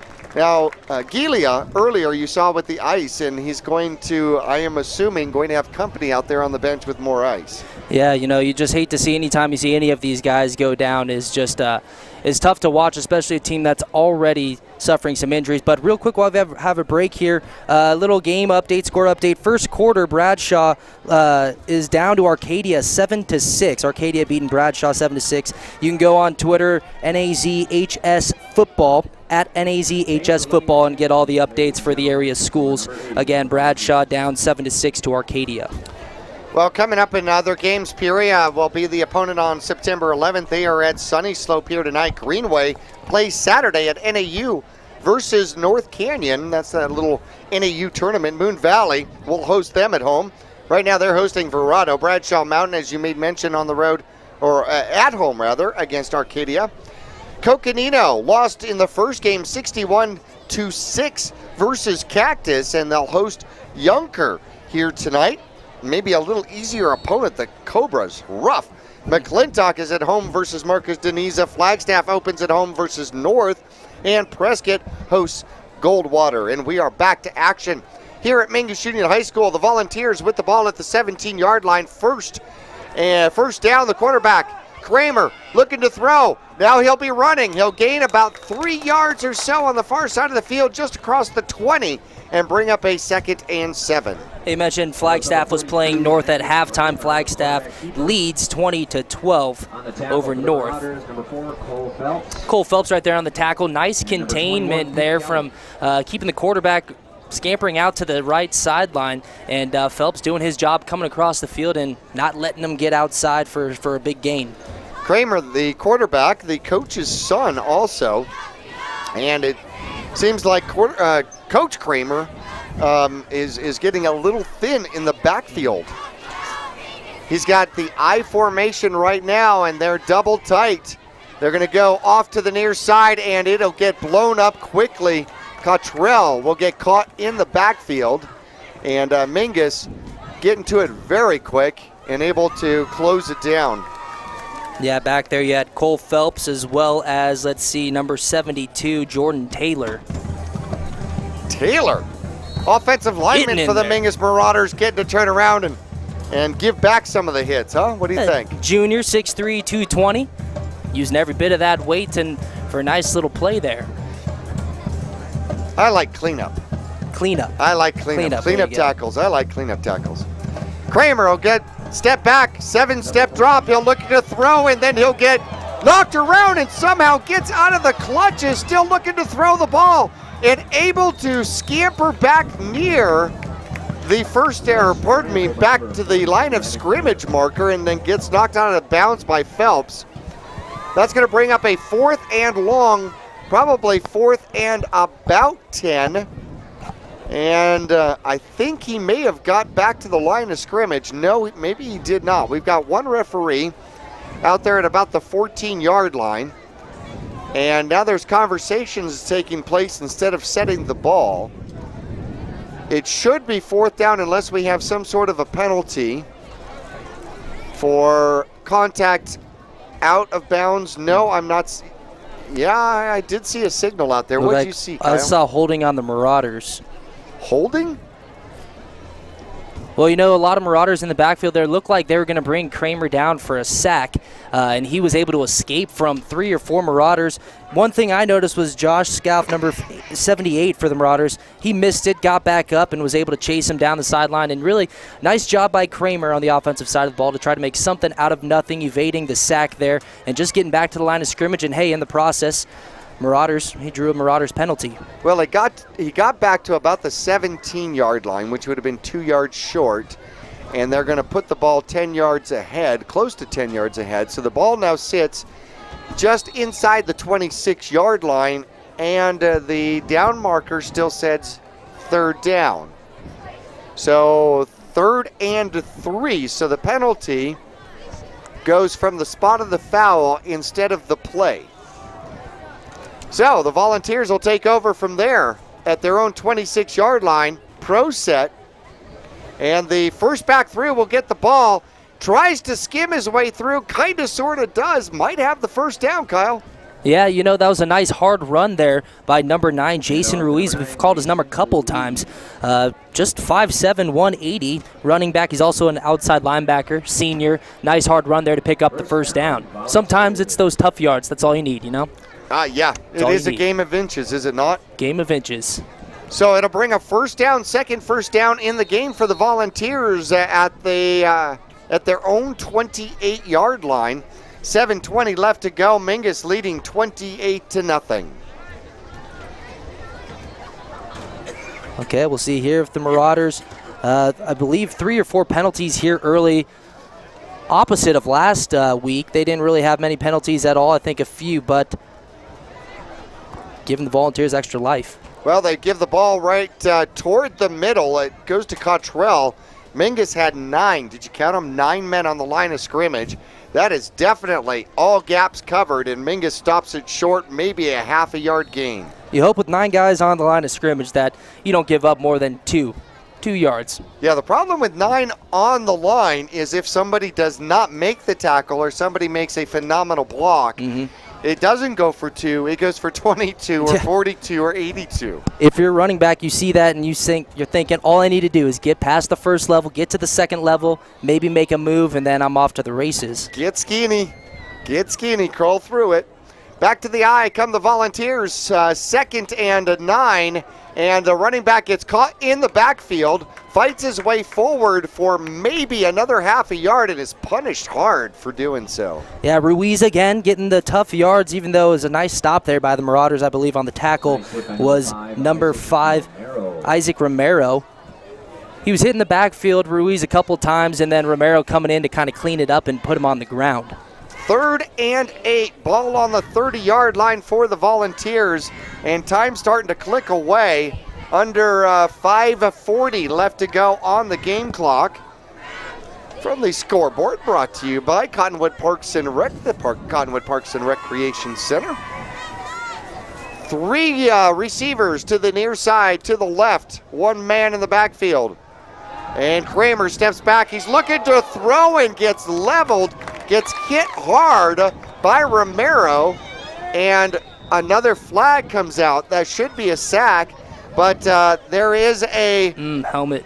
No, that wasn't helmet. He got it. He actually hit with his hands. That was not helmet-to-helmet contact. It is a hold against the Volunteers on the near side, because also getting through was near side pressure, and I think they're going to decline the penalty. They are. Mingus is going to bring up a 4th and 8 and force the Volunteers to punt once again. Again, nice pressure there by the Marauders defense. On one side of Kramer, he had Pete Kelly, number 21, breathing down his neck. And then from the other side, Isaac Romero coming flying in and laying the hat on him. Another nice pressure, and that's what it does. I mean, it makes your quarterback, especially a young quarterback, someone who's new to that position, makes them kind of second guess and make bad decisions. That's what you want out of your defense when they get pressure, to force the quarterback to do things that he doesn't want to do. Give Romero 9 yards on the sack out there of Kramer, and they're going to punt. The ball was at the 20-yard line and blocked. Picked up by the Mingus Marauders, and they're going to blow it dead. But the Mingus Marauders block the punt, and super short field once again. Mingus will take over inside the 25, near to the red zone, and I believe it was Romero with the blocked punt. Romero with the sack and then follows it up with the blocked punt. Well, somebody's not a bad series. Yeah, somebody's putting their name in the hat for the Digitel Player of the Game, huh? What do you think? Keeping an eye out on there. We'll see. Last week we had Upham and, a couple guys who are vying for that this week. Mingus will take over just inside the 25-yard line. 1 man in the backfield. Upham looking to throw for the first time. No, he's going to run it. Bounces it to the outside, picks up 6, 7, 8, and written down near out of bounds on the far side of the field, but not before he'll get 7 or 8 on the run. Upham just doing what he can again, scampering with his feet for a nice little pickup. Cottrell picks up the credit for the tackle on the far side of the field. So Mingus inside the red zone again. 17-yard line, 4.5 minutes left to go. Mingus leading 28-0. Tristan Clark comes out to a receiver position on the near side of the field as the Marauders are going from left to right across your radio dial. 1 man in the backfield, and looks like Upham is looking to throw. He has a man. Man comes back and makes a block. Upham gets the first down and picks up probably another 8. Had Galloway out there to throw the ball to, chose not to, and Galloway turned around and actually made a great comeback or block. Yeah, a big block there to kind of thrust Upham in for a nice pickup. And again, we're already seeing it here in the first quarter, just like last game. These blocks by the outside receivers, you know, just crucial. You can't speak enough of how nice that is, especially when you have a play that looks like it's dead. You get a nice little block or two and try to make something happen. Nash out far receiver for the Mingus Marauders, man in motion, and it is the long pitch once again. Good block, good coverage. Accurso goes untouched for 9 yards into the end zone at 4:03, and Mingus will take a 34-0 lead, and that was a pretty shot. We want to get more shots of that. The cannon lighting up the night behind the goalpost off to the left and underneath Old Glory, and Meyer will come out once again for another extra point attempt. You see that on the replay right there, another nice block by Clark. And the kick is up and good by Myers, who is perfect, has been the offense for the Mingus Marauders, and 4:03 left to go. Mingus takes a 35-0 lead over the Volunteers from Lee Williams. We'll return to Mingus Union High School after this.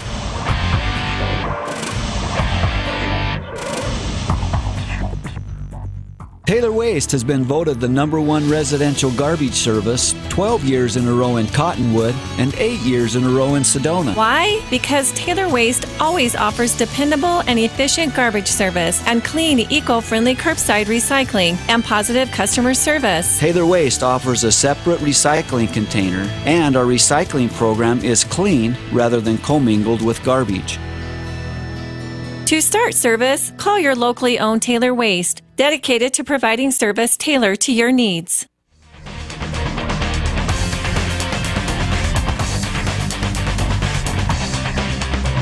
Back here at Mingus Union High School, let's take a look at the Cottonwood Parks and Rec scoreboard. 35-0 over the Volunteers. Myers puts this one deep and 1 foot into the end zone, and wisely and correctly the umpire calls that one a touchback. So the Volunteers, who have actually lost 2 players on kickoff returns, might be glad to take this one at the 20. Yeah, Trey Myers showing off the leg right there, putting it into the end zone, and what is he, 5 for 5 on extra points. He is tonight. Indeed. 5 for 5, perfect, showing off the leg, having a good game, Meyer. 35-0. The Volunteers will take over at the 20. They've got 2 first downs in the game so far, and we'll take a look at kind of some of the stats here. They've got 9 yards on 18 carries. They've got 3 pass attempts for 13 yards, and a delayed handoff is actually going to pick up good yardage out there, and Cottrell will pick up about 8 on what almost looked like some sort of a counter. Yeah, we're looking at the replay right here. By number 7, Tyler Kelly. Oh, that's number 9, Ruiz. I thought it was 6. Well, 9 is 6, but upside down, right? That's it. And I saw him when he was going down, so, hey, you know what? Hey, you got one lining up as the fullback, the other as the tailback. Gets kind of confusing. It does, especially when the eyes are going. Double wing, 1 man in the backfield. Receivers left and right. The ball is on the 27-yard line. Late draw kind of handoff, and he'll pick up the first down and get hit hard, but across the 34-yard line is Ruiz once again. He had over 500 rushing yards last season. Yeah, Ruiz again, tackled from behind and in front. Isaac Romero, and then you had, I believe it was Cole Phelps. Kelly? Nope, it was Kelly. It was Kelly. Kelly came up, and they might have bumped heads as he was going down, but the third first down of the game here for the Volunteers, and they've now brought the ball across the 34-yard line. Back to an eye go the Volunteers. Mingus looking to blitz, showing blitz, and do blitz, and coming across the opposite direction and thrown to the ground with rather hostility. Romero takes out a little anger issues out there. And was that Cottrell that ran it? Number 6, Nate Cottrell. I was. See, I got it right this time. And, oh, no, that was not. That was Alejandro with the tackle out there for the Mingus Marauders. Wrapping up and throwing them down. Stabref. Is that kid a wrestler? That was a little wrestling move. I'm pretty sure the wrestling coach has already made notes, right? Yeah. And let's see, what weight class are you? All right, 2nd and 9. Here come the Volunteers. Ball at the 45-yard line. Double wing, caught in the backfield and taken down. We got a new runner in there, number 31. On the run, James Childs. 33. James Childs, 33, gets the call and will actually lose a yard as it comes back to the original line of scrimmage. 3rd and 10 now. Ball at the 34-yard line. It was at the 35. James Childs, one of the bigger backs we've seen in the backfield for the Volunteers tonight. He's 6'1", 191 pounds. Another one of those seniors they're going to look for some good production out of this year. Well, they're going to talk about it and figure out what to do on this 3rd down and 10. Maybe they'll put the ball back in the air. $1:33 on the clock for the first half. We'll return to Mingus Union High School after this.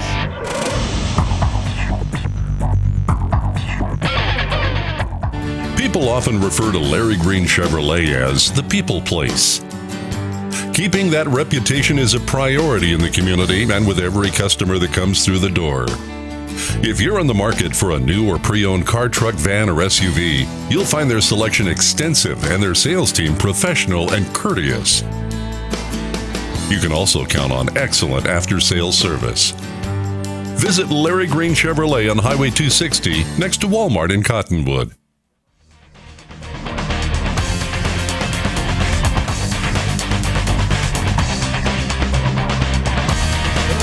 Well, Mingus's defense has been rather stellar. They have held the Volunteers to 35 yards, 22 rushing yards on 22 carries. And we want to thank our friends at the Cottonwood Taco Bell, Liv Moss Taco Bell, right there on the corner of Main Street and 260. 2 receivers to the near side, one back in the backfield for the Volunteers. Once again, the ball at the 34-yard line, 3rd and 10 for Lee Williams. Kramer goes back to throw. He throws across the middle, incomplete coverage out there by Romero. A little extracurricular activity out here as number 56 takes Galloway to the ground and knocks his helmet off, and that's Kip Penny. The nose tackle, the tackle out here, 6'2", 290 pounds. And the extracurricular activity was the Zebras are getting together to talk about it. They're going to do a personal foul, which should be 15 yards, but I want to make sure that Galloway is okay. He came up and had his helmet ripped off, and I'm wondering if he got a bloody nose or some sort of contusion in the process. Yeah, I missed what happened. I looked down, it was right in front of the Marauders sideline here, and when I looked over, he was just on the ground with his helmet off, and then a little shove by his teammate to 56 there. Well, that'll be a 15-yard penalty. That is the first penalty enforced against Lee Williams. They've had several. Mingus has not taken advantage of them, and they're set to punt once again, and the whistles blow. And I don't know what they're looking to do here. 1:28 left to go in the half. Now they're going to get the clock rolling, 1:27 and counting, as the punter takes the snap, high punt. Oh, Mingus comes after it. Not a great punt. It will bounce somewhere at about the 45-yard line and take a Volunteer bounce and run across the Mingus Marauder 45-yard line down to the 41.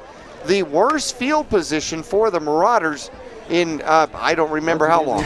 Yeah, you know, they've been winning this the field position battle again tonight. And with just over a minute, 1:07 left in the game, Marauders kind of backed up on their side of the 50-yard line, trying to get something done here heading into halftime. All right, the Mingus Marauders offensive line has done a phenomenal job from left to right. Taylor, Hardy, Vincent at the center. That kid's a beast. Dalu, Jones, and they have done a phenomenal job against the Volunteers. And Mingus has been able to put together 226 rushing yards in the first half. Upham looking to throw, gets hit from behind. The ball pops out, and that is going to be the first turnover, I think, for the Mingus Marauders this season. And jumping on the ball is the Volunteers at the Mingus Marauder 39-yard line. Mark it at the 40.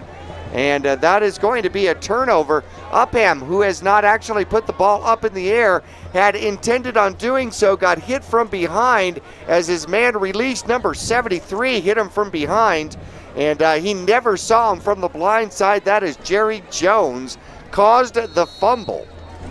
Yeah, he didn't even see him with his back turn. He was dropping back to pass and just got blindsided. Looked like he came off the edge there pretty much untouched, and they land on the ball. And now the Volunteers have the field position on the Marauders side of the 50.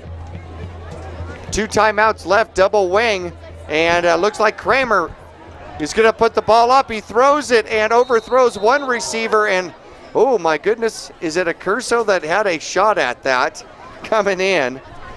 And it falls kind of in between 2 receivers. Kramer stepped back. He had Romero coming in, double coverage on the first receiver, and then a little collision out there between 2 Marauders defensively. That's what you call friendly fire, right? Friendly fire. Hey, they're going for the ball, playing hard. If you hit one of your teammates in the way, it wasn't intentional. No, of course not. A little friendly love tap. 55 ticks left. The incomplete pass does stop the clock. And out of the eye, Kramer's back. He throws quickly this time, hits his man in the hands, and not able to hang on to it. Receiver intended was Justin Sturgill. Yeah, just off to the right-hand side. A good ball. Hit Sturgill Jr.'s hand, but he just could not bring it in. Bounced right off his hands for an incomplete pass. Silly diamond. Diamonds are for catching. All right, 3rd and long. Although they haven't used any timeouts here. Back into an eye go the Volunteers. And they're going to hand it off this time. Cottrell's got some running room. And he's got some decent yardage inside the red zone down to the 19-yard line. And that'll be the longest gain from the line of scrimmage for the Volunteers as he'll pick up 20 yards on the carry. Yeah, Cottrell running hard, keeping those feet moving, lowering the shoulders, and number 30 was able finally to bring him down, Alec Pfeiffer, but nice little pickup on a hard run there by Cottrell. And they will use a timeout, 1 of 2. We're going to take out we'll take a quick break with them and return to Mingus Union High School right after this.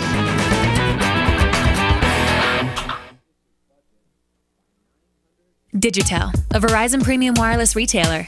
Come in today and get on America's largest, most reliable wireless network. Get unlimited nationwide talk and text and devices from all the hottest manufacturers. Find Digitel, your local Verizon premium wireless retailer, in the Flagstaff Mall, in Cottonwood at 960 South Main Street, in Payson at 401 North Beeline Highway, Prescott Valley at Glassford Hill Marketplace, and in Prescott with locations in the Prescott Gateway Mall, and the shops at Prescott Gateway.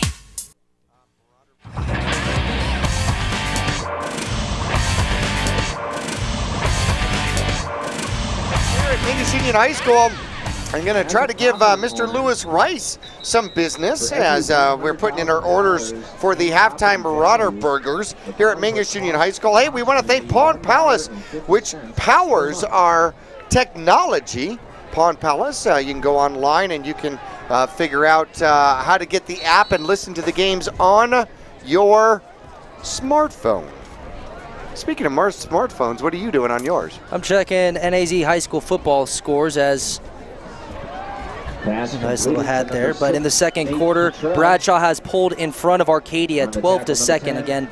In the second quarter, Bradshaw 12, Arcadia 7. Well, the clock's going to continue to run. A 5-yard reception to Cottrell out there, and doesn't get the job done. 21 seconds left to go. The Volunteers 2nd and 5. Run the ball and lose the ball. And I think the Mingus Marauders have it back. Is that Romero with the ball? No, that is Pete Kelly with the ball. I think Romero caused the fumble, and Kelly comes up with the ball. That looks like number 5, Isaac Romero. How about that? Causing that fumble. So Romero causes the fumble. Kelly gets the fumble recovery, and Mingus, who gave the ball up on a fumble earlier this drive, gets it right back and picks up the ball at their own 17-yard line with 11 ticks left to go. Another turnover for the Marauders in the backfield. It didn't really look like the handoff was that great to begin with, but Romero coming in and making sure that they did not put it right in the breadbasket and create that fumble. And Mingus looking to possibly just kneel on the ball and coming across early. But they're just going to let it go. So the snap happened. Mingus takes a knee, and with it, they'll take a trip to the locker room with a very happy lead of 35-0. Take a look at the Cottonwood Park Center Rec Center scoreboard. And at the end of the first half, once again, Mingus leading 35-0 here at Mingus Union High School. Will return for the Oxendale halftime report after this. Market is the most convenient stop for road trips, with 1,500 beverage selections and plenty of snacks. And save on Texaco fuel with your Safeway Rewards card. The Suzy Q drive-thru window is the most convenient way to pick up those essentials on the way home. Road trips start here. With something for everyone. At the Suzy Q Market. Remember, please shop local first. Go Marauders! Pawn Palace offers a wide selection of jewelry, electronics, musical instruments, firearms, and much more. And if you need money for that unforeseen financial burden, Tanner, Natalie, or Rob can get you a loan using your valuable items and collectibles. Scrap gold, silver, jewelry, guns, and electronics are all accepted. Visit Pawn Palace on Calvary Way at 89A in the Dome Building, open 6 days a week, and online at pawnpalaceaz.com. Taylor Waste has been voted the #1 residential garbage service 12 years in a row in Cottonwood and 8 years in a row in Sedona. Why? Because Taylor Waste always offers dependable and efficient garbage service and clean, eco-friendly curbside recycling and positive customer service. Taylor Waste offers a separate recycling container, and our recycling program is clean rather than commingled with garbage. To start service, call your locally owned Taylor Waste, dedicated to providing service tailored to your needs. Since 1993, Rice Accounting has been assisting Verde Valley residents with their tax returns. A proud part of the National Jackson Hewitt Tax Service, Rice Accounting can prepare all state and federal returns. They can file electronically or prepare paper returns. They're open year-round to assist you with personal and business taxes, quarterlies, payroll, and account services. Please come on in to Rice Accounting Jackson Hewitt Tax Service. We're open year-round for all of your taxing needs. Thank you. Welcome to the Halftime Report, brought to you by Oxendale Dodge Chrysler Jeep, your dealer for the people. Stick around for the first half recap, including Marauder highlights, scores, and stats.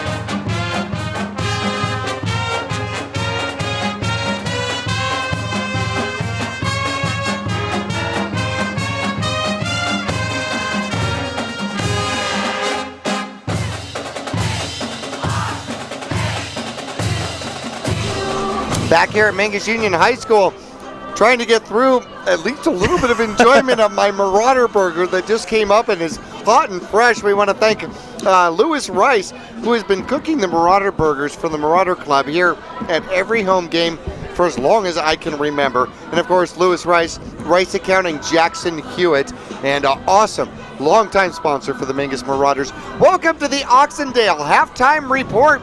Jackie Bessler, Kyle Benedict along with you here, and we have got all sorts of fun stuff to go through. Mingus has taken care of business in the first half again. 35 points last week in the first half. Match it again with 35 points again in the first half this week. Yeah, coming out and just really looked very similar to last week. I mean, turnovers, we'll talk about those early on rushing, you know, they're just the offensive line again. The play from them has been great. So really jumping out 35-0 going into the half. It's just unbelievable. A lot like last week. Well, starting the scoring off early, the Mingus Marauders first score last time on the second play was a 75-yard run. This time it's the third play of the game for the Marauders, third offensive play of the game. A 75-yard pitch that goes out to the wing. Tristan Clark, and he got a great block on the far side of the field, near side of the field. Pardon me, able to scamper 75 yards for the first score for the Mingus Marauders. It was absolutely done well. What I'm really amazed at, though, is the length of the pitches for the Mingus Marauders. And then Tristan Clark out to the races. He is hard to catch. Almost got caught there at the end, but not quite. Not quite. And you mentioned it, downfield blocks. I mean, there's been a number of them. We talked about Justin Link last week. He had a couple this week. Two that I can think of just off the top of my head, big blocks with Tristan Clark not even having the ball.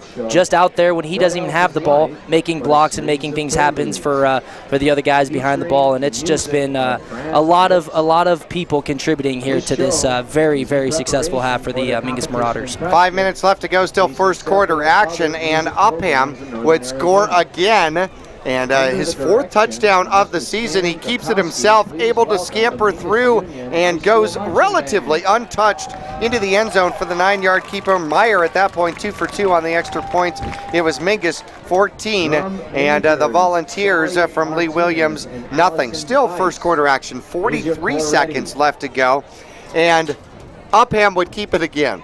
This particular one was exceptional for Upham. He was almost tackled 3-4 times, 74 yards on the keeper and on the scamper. From the line of scrimmage, Mingus with the ball at the 26-yard line, goes for the handoff, off tackle, great blocking, eludes 1, 2, 3, 4, and able to, I love that. Did you see that? Galloway picked him up and literally continued to throw him forward, and Upham somehow kept his balance and kept his motor running. 74 yards for the touchdown. So we're going to call that an assist. Yeah. Right? You know, your big tight end, you got to have some help from him there, and he just, keeps him up from going down on the ground. You saw Upham keeping the feet moving there, but yeah, Galloway with a nice little nudge to keep him going. No, it wasn't a nudge. It was a full pickup and throw. No, Upham, you're going this way, Jordan. Interesting, though, what led to that, Pete Kelly had a sack for over 20 yards that really set up that play, got them great field position, and a lot of turnovers there from the Marauders defense and special teams. But Upham, yeah, just a great, beautiful run there by him. We saw him lowering his shoulder a little bit, making a couple nice little juke moves, and just really keeping those feet moving, and then, a little help from Galloway. 2 scores in the second quarter for the Mingus Marauders. First with 9:25 left to go. Mingus would get a pitch, a 4-yard long pitch. Clark picks up his second touch and his second TD of the game. Myers was good for the extra point, and Mingus led 28-0. Then the final score in the first half came at 4:03, and this one, as we enjoy the band out on the field for the Mingus Marauders, this one, a Curso, a 9-yard pitch, and once again, these long pitches, they're almost like outside passes. And Accurso goes in untouched. He's even got blocking downfield. Nash comes back to block just to make sure that no one's going to molest him once he gets into the end zone. Nash, yeah, and then you saw there Clark, one of the blocks that I was talking about, had there to kind of push him into the end zone. And it's just been a lot of teamwork here we're seeing. And the fact that they're spreading the love. Really, if you're a team, an opposing team, looking at the Marauders coming up on your schedule, you're wondering, man, I got Upham, Clark, Galloway. Now we have Ruiz. We have, Accurso. We have so many guys that you have to kind of key on, and that's one thing that I really take away from, I guess, a game and a half of football so far is that they're spreading the love. The Oxendale, Dodge, Chrysler, and Jeep halftime report, your dealer for the people. We're going to have Travis Reed in here in just a couple of seconds as we're going to fade out and go to commercial time as you enjoy the Mingus Marauder Band here at Mingus Union High School.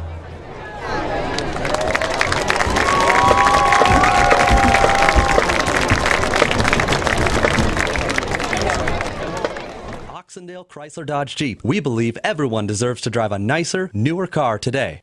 Hi, I'm Matt Oxendale. I offer solutions to the everyday problems that keep most people stuck in a car they hate. Hey guys. Hey Matt.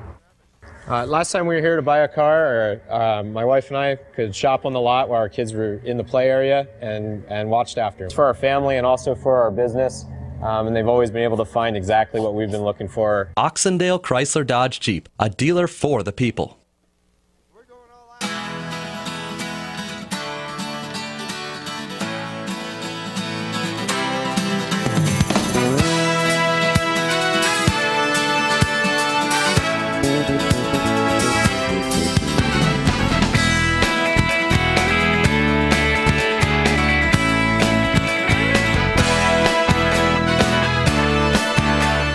Our whole team is here to help you get the most out of each workout. Here at the Cottonwood Recreation Center. Cheerleading, tumbling, gymnastics. We are Flip City Gym. We have classes for boys and girls of all ages and skill levels. Flip City Gym offers competitive co-ed cheerleading with world champion coaches. Ask about tumbling and gymnastics.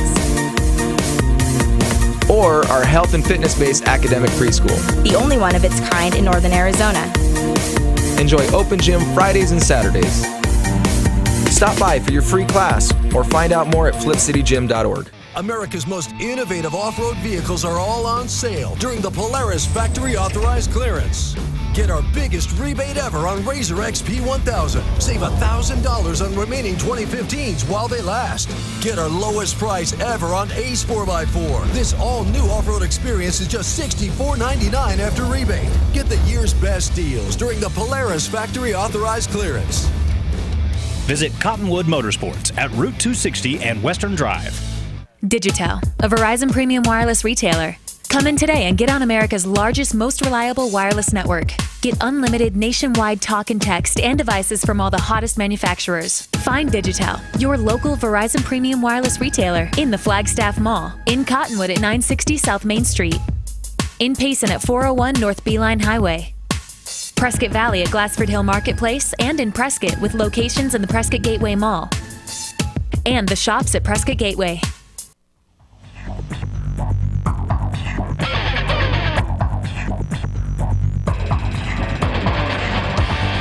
Travis Reed joins us out here for our Oxendale Dodge Chrysler and Jeep halftime report. Did you enjoy the first half? Great first half, some good football out there. There was some good football. You know, there was great blocking out there. A lot of good blocking, yes. I like some of the trap blocking, especially on those long pitches. I'm up here trying to write down the plays while we're doing this. Still, that was fun stuff. Well, we got another half to write down some more. We'll see if we can't pick a few pointers up. Speaking of pointers, yes. Let's pick up a few pointers from here, because you keep telling me that you guys are all about solutions at Oxendale. What does that mean? Well, you know, we've determined there's a few reasons why people aren't driving a nicer, newer car. We've also determined that everybody wants to drive a nicer, newer car.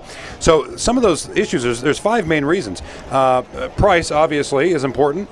Payment. Sometimes we don't want to go up in payment, or we can't afford another payment. Down payment, we don't have a lot of money saved with raising the kids and paying for equipment and everything else. So, and then also, maybe we owe too much on our trade, and we can't trade our old vehicle in, or maybe our credit's not so great. Maybe we've had problems in the past. So we specialize in trying to solve those 5 problems to get and to make sure that everybody that wants to can drive a nicer, newer car. Well, there's another problem. The family keeps expanding, and I've got something this big, and I need something this big. Right. Right. And we run into that problem quite a bit. And again, we specialize in that as well. And we carry a wide variety of makes and models. We don't just sell Chrysler, Dodge, Jeep, and Rams. We sell all makes and models. We have minivans, sports cars, convertibles, big SUVs, little SUVs, big truck. We have a vehicle and a model for everybody. We've got 5 locations. So our inventory is one of the best in northern Arizona because we can pull from all those locations. Now, that is pretty cool. Now, and can people see all of that inventory at one place? You know what? You can. If you go to MattSaysYes.com, and the reason why it's called Matt Says Yes is because Matt says yes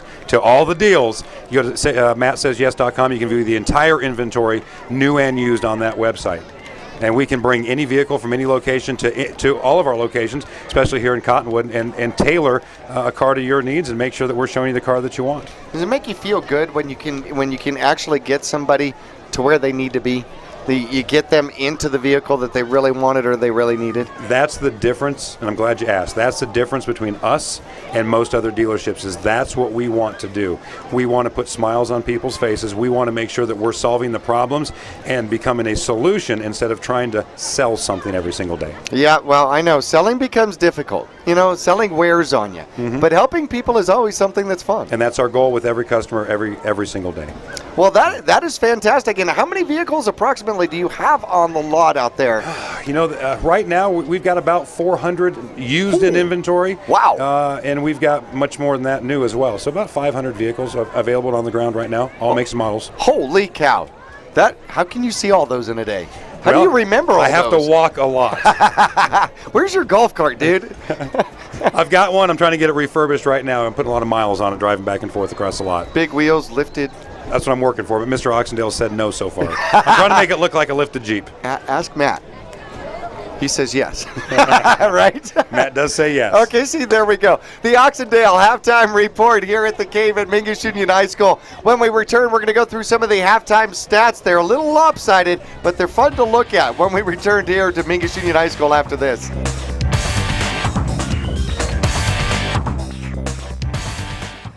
The Suzy Q Market is the most convenient stop for road trips, with 1,500 beverage selections and plenty of snacks. And save on Texaco fuel with your Safeway Rewards card. The Suzy Q drive-thru window is the most convenient way to pick up those essentials on the way home. Road trips start here. With something for everyone. At the Suzy Q Market. Remember, please shop local first. Go Marauders! Wake up and live Moss at your local Cottonwood Taco Bell.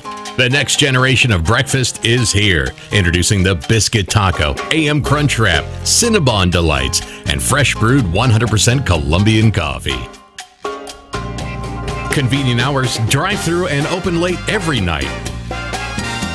Visit your local Taco Bell. Located on 89A and Cove Parkway in Cottonwood. Taco Bell. Live Moss. This has been the Oxendale Dodge Chrysler Jeep Halftime Report.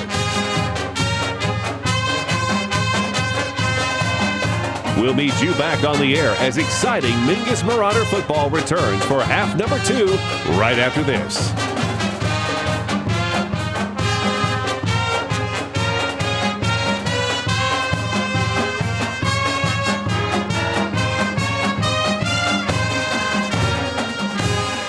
At Oxendale Chrysler Dodge Jeep, we believe everyone deserves to drive a nicer, newer car today. Hi, I'm Matt Oxendale. Other dealers will tell you how great they are, but at Oxendale Chrysler Dodge Jeep, our customers do the talking for us. I've been buying from Oxendale for the last 10 to 15 years. I always get good service, and I know I can shop locally here and get the same deal I'm going to get anywhere, and appreciate the fact that you can buy locally and get taken care of here. Oxendale Chrysler Dodge Jeep, a dealer for the people.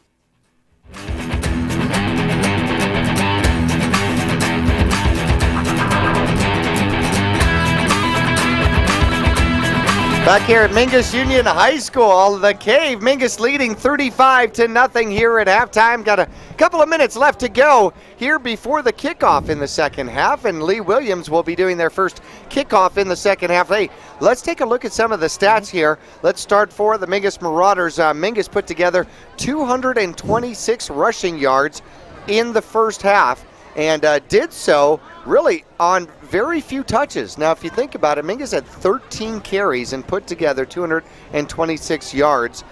No passing yards. Upham had 6 carries, already over 100 yards. Second game in a row over 100 yards. That's how you get to 1,000 yards in a season. Tristan Clark ended up 2 carries, 79 yards with 2 touchdowns. Can't beat that for a touch average, though. Certainly can't. For the visiting Volunteers, not quite as good averages out here. Mingus defensively has done a very good job. Kramer is 3 for 7, 18 yards. They've got 18 passing yards, 42 rushing yards, led by Cottrell with 9 rushes, 40 yards on the first half. But also running the ball for the Volunteers is Ruiz. Ruiz, number 9. He's got 7 carries and 28 yards. And also want to put a little love out there for also a touchdown and 3 carries. Good average, just the same, 3 carries, 37 yards. Anthony Accurso, and he's got 3 touches and a touchdown. So, that's not too bad either. No, you just covered 3 or 4 players with amazing rushing yards here in the first half, and that's what you got to love. Also, the turnover game. Just like we saw last week, turnovers, Galloway had a nice forced fumble on the kick return. We had, of course, Pete Kelly, who had a sack for over 20 yards. That set up the nice long touchdown run for Upham, and then Romero had a couple sacks, followed one of them up with a blocked punt. It was just great from every side of the ball. Lee Williams anxious to get on with the second half. They have been out in their kickoff setup for the last at least 1.5 minutes. And there is the kickoff. It's going to the near side. A candy bounce out there for the Mingus Marauders, looking to run it up the middle and ran into Volunteers. It looked open there for a moment, but Accurso, it closed up quickly on him. I tell you what, he has some speed. He catches that ball, and once he decides which direction he's going, he just shoots out, and nobody's catching him if you're behind him. Well, you know what I like about that is the lack of indecision. It is, I am going right. Yep. I am going right, period. I like that. Yeah, you know, if you hesitate for 1 second, now they close the gap, 5 yards, 10 yards, so it's just, you know, you can't hesitate with a speed like that. You don't need to. Here's what I try to teach my boys. Pick. Left, right, don't care, just pick. Yeah.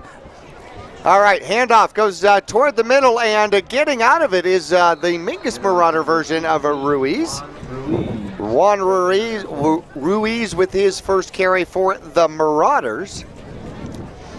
And he'll pick up one. Yeah, they'll give him one on the carry. So Mingus with the ball, first drive here in the second half. The ball sits on the 32-yard line of the Mingus Marauders. Mingus currently leading 35-0, just getting underway with the second half. And we want to thank Taylor Waste, service tailored to your needs. Curso goes into motion, handoff comes up the middle, and hey, by the way, I don't know if you noticed, sir, but Mingus with Myers in there at the quarterback position as opposed to Upham. So Upham might have a quick night here for the Mingus Marauders. You know, up 35-0, I like that. 35-0, you know, you got to think sometime in this season you're going to have to look at a second quarterback, whether it's to give Upham a rest or whatever, and might as well get the reps in now. Well, Myers is going to get some reps there at the quarterback position. You wonder whether or not Tyler Kelly will get some reps there. And Mingus draws off the Volunteers. Coming across the line was Kip Penny. And he'll get punished for it, a 5-yard penalty. Only the second penalty against the Volunteers that has been enforced, and Mingus gets a first down by penalty. And Myers is going back. Pump fakes, throws it up. He's got a man downfield. A little bit of contact at about the 20-yard line, but Meyer put that ball up in the air almost 40 yards and did a great job with it. Fakes that handoff, fakes the handoff coming across the other way, launches the ball downfield, and it comes down to about the 18-yard line. Yeah, he was looking for number 32, Carson Anderson there, and just a little out of the reach, but nice-looking ball there from Meyer. That is the first official attempt to throw the ball for the Mingus Marauders. I think Jordan Upham thought about it a couple of times and then threw the ball and got hit from behind and sacked once. Hands the ball off, second back through, will pick up the first down and take out the referee in the process. 10 yards on the carry if that's where the spot of the spot is. And it looks like Accurso gets the ball. Lead block is Link out there, and it was not Accurso that took him out. It was actually Ruiz from the Volunteers who rolled over the back of his legs and knocked him over. But they are going to call that just short for Accurso out there. Bummer. So Accurso will pick up 9 yards on the first down carry, and it'll bring up third? I thought it was second down. Mingus in the wing. Accurso with the move. Up the middle it goes, and still scampering on his feet. And you cannot hit him high. Picking up another great gain and another 13 yards up the middle. Is that Ruiz? Yep, number 18, Juan Ruiz, running hard right up the middle. Quick little handoff, and he got to the second level and kept those feet moving, and after contact, gained another 3 or 4 yards. Well, it looks like the Volunteers are ball hacking out there, and that does not help you make tackles. That helps you miss tackles, actually. Mingus back in the eye, one back in the backfield. Split receivers to either side. Myers sends Accurso into motion. Drops back, looking to pass. In trouble. Gets away from it to the far side. He's going to scamper and almost get back to the line of scrimmage and run out of bounds for a loss of probably about 3 yards. Yeah, he had a couple volunteers chasing him there, and once he dropped back to pass, he just kind of had to tuck it and run it and hope that he could get back as much as he could, and he did a pretty good job almost getting back to the line of scrimmage. He did scamper back deep, didn't he? He went back almost 15 yards before he went forward. That's head coaches that makes your heart flutter. Please break away. Please get away. Please get away. Do not go backward to go forward, please. So a 2nd down and 12. Mingus with the ball at the 38-yard line of the Volunteers. 2 first downs on this drive. Quarterback Myers, pitch. A great pitch, got a lead block to the outside and then dragged down kind of by the arm. I wonder if Stabreth had actually put his arm out to stiff arm and then got drugged down by that arm, but nonetheless, a pretty decent gain for the Mingus Marauders as the ball gets back down to the 32. So a gain of about 6 on the play. Another nice block there by Justin Link. Kind of paving the way there, and we've called his name a couple times tonight, and it just seems like he's, maybe he doesn't have the ball, but he's doing just as good and helping his team out there with those lead blocks. Stabreth goes in motion and is wide open on the far side, and Myers just barely overthrew him. Stabreth did have company out there, so it wouldn't have been a clean automatic first down, but that falls incomplete, and Meyer is now 0 for 2 on the drive. Yeah, looking out to the right, Stabreth, as you mentioned, you had a DB coming up, flying up. If he would have caught that, it would have had to been a quick move to kind of get out of the way, but incomplete pass. They're going to set the ball back on the near hash. Mingus going from right to left across your radio dial. Now 4th down, and Mingus is looking to potentially go for it. Looking to see if the Volunteers will jump off sides. They do not. Mingus, 2 receivers to the right-hand side, send another man in motion, and a little misdirection, and breaking away and heading toward the end zone is Stabreth, and into the end zone from 33 yards out on a 4th down conversion attempt. Little misdirection, second back with the ball, and comes out really with no protection out there. Does it all himself as the cannon echoes through Mingus Union High School once again. Yeah, as you mentioned, misdirection in the backfield, handing it off to Stabreth, who right up the middle runs into a wall of Volunteers, and he just bounces off, as you see here, right up the middle, stiff arm one guy, and he just kind of creates some leverage there and goes off to the left and is untouched. Meyer drops back to kick from the quarterback position, puts it in, and he is perfect once again, and we are at 42-0. 8:15 left to go in quarter number 3. We'll return to Mingus Union High School after this.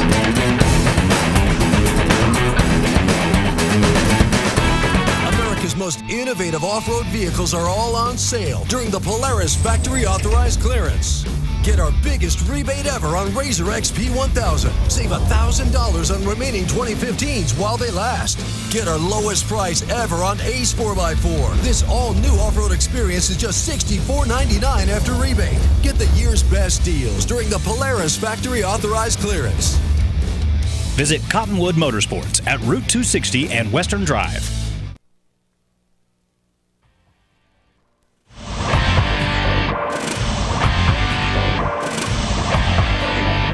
Back at Mingus Union High School, Jackie Bessler along with Kyle Benedict. Welcome back. And I'll tell you, the Digital postgame show is going to be just full of all sorts of different options for our player of the game. Mingus will kick it off again. And down at the goal line, they'll run it out. Mingus, good coverage out there. He'll scamper back into about the 20-yard line, and the Sea of Red converges at the 21. Volunteers will take over there. Real quick, we got a halftime update with Bradshaw Arcadia all knotted up at 14 at the half. Ooh, that's a good one. That is a good one, yeah. Sounds exciting there. Flagstaff also leading in the 3rd quarter. We don't have a score on that one, but they are ahead of North in the 3rd quarter, right now. Well, that's good for power points. We actually want Bradshaw and Flagstaff to win because both of those will help Mingus with power points. Coming in for the Mingus Marauders, Jose Pacheco, number 1, come into play a defensive back position, a sophomore. We're going to probably see quite a few Mingus Marauders getting switched out here in the third quarter. 8:05 left to go, and we are on continuous clock.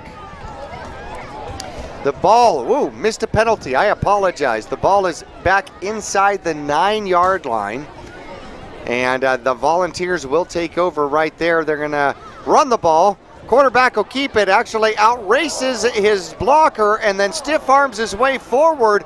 Great effort as Kramer gets all the way out to the 27-yard line, and he will pick up 18 yards on the carry. Yeah, you see Cole Phelps coming across the screen from right to left if you're watching on Birdie Valley TV here, and Kramer has a nice stiff arm to stop him. Runs into one of his own guys, but that doesn't stop him. He keeps those feet moving in a nice, almost lost the ball there, but a nice hard run there by Kramer. He was running with purpose there. He's running with pride as the Volunteers getting shut out. Remember, I mentioned in the pregame report, the Vinny's Pizza pregame report, this team got shut out 3 times last year and shut out 4 opponents. Second man through gets it, and it's Cottrell with the carry, and he'll fall forward for about 3. Little defensive chant going on with the crowd here, stomping on the bleachers.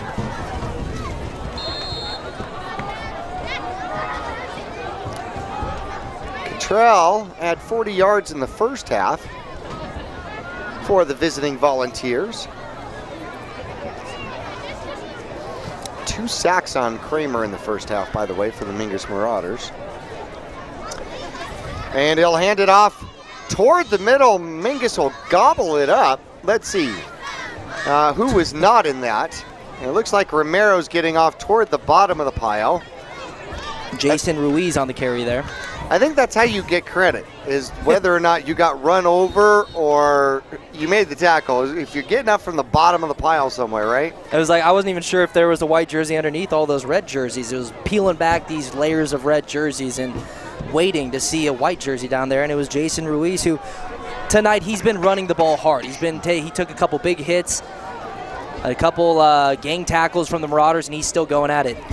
3rd and 6, ball on the 33-yard line of the Volunteers. I formation. Kramer looks to throw, has a man open, and immediately tackled. Great open field tackle out there for the Mingus Marauders. Was that Phelps on the tackle, or was that a Curso, or was that Pfeiffer? By number 20, Anthony. No, it was a Curso that comes up and makes a great open field tackle on the receiver, and he had that first down easy. All he had to do was get, I don't know, a little bit of room up forward.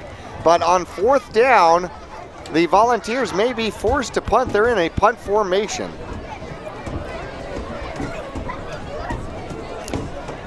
The long snap, they're taking their time. There's the snap. Mingus brings on the blitz, and the punt is decent. Mingus comes up to catch it. He's got room on the outside. He's going to cut to the inside, then to the outside, and putting on a show and then losing the ball. And it may have gotten out of bounds or not, but great moves out there, and then got hit from behind. And we'll see if that ball was recovered by the Marauders or if it got out of bounds. Did you catch who was running that back? I believe that was Clark running the ball. My guess is that Lee Williams actually got the fumble, and that is Clark. Making some moves. Yep, he's got fantastic moves, but he's got the ball in the wrong hand as he's coming to that side of the field, and it gets knocked out of bounds, and I believe that is Lee Williams' ball, and that's what it looks like it's going to be. That was number 16, Nate Dykeman, coming in and just punching the ball out of Tristan Clark's arm, carrying the ball in the arm closest to the field there, and he was just able to punch it right out. That was a nice, you practice that, in practice, coming up, running behind the defender, punching the ball out while he's got it up tight, or even if he's holding it a little low there. And nice little play there, and getting his team back on the offense. Well, I think our box truck and our video crew tell us that it's Fitzsimmons, Trey Fitzsimmons, number 5, that came up with the ball. Double tight formation out here for Lee Williams. The ball will come to the near side. He finds a hole. Cottrell gets up near midfield and will get knocked down, but give him a gain of 5. The clock is not anybody's friend right now. Well, not the Volunteers' friend. Continuous clock continues to roll as we're approaching 4:20 left to go in the third quarter. Yeah, you know, right now, if you're Lee Williams, this is the time where you just kind of go back to what your game is, and you just work and try and fine-tune, you know, down 42-0. You just try to kind of work out all the kinks and get stuff ready for next week. But at the same time, you want to play hard. And like we saw with Cactus Shadows last week, they were pretty much down most of the game, and they never gave up. They never hung their head. They kept coming out and playing just as hard as if it was a tied ball game. I formation, and cornerback's going to keep it himself. He had everybody fooled. The Mingus Marauder defense was very much so fooled on that. And a late flag. And I didn't catch who hit the quarterback out of bounds. I think it was Isaac Romero. And it looked like he might have just been shoved in there. Oh, no. But the ball would have gone to, it would have been a first down all on its own, a 13-yard carry. And then they're going to tack on the personal foul to go along with it. And the Volunteers are going to be, well, this is their deepest drive so far against the Mingus Marauders, as they're going to set the ball just outside the red zone. So far, the Marauders have been perfect and have not allowed anybody inside the red zone. Mr. Taylor, how is that knee, man? It's doing well? Surgery went well? Beautiful.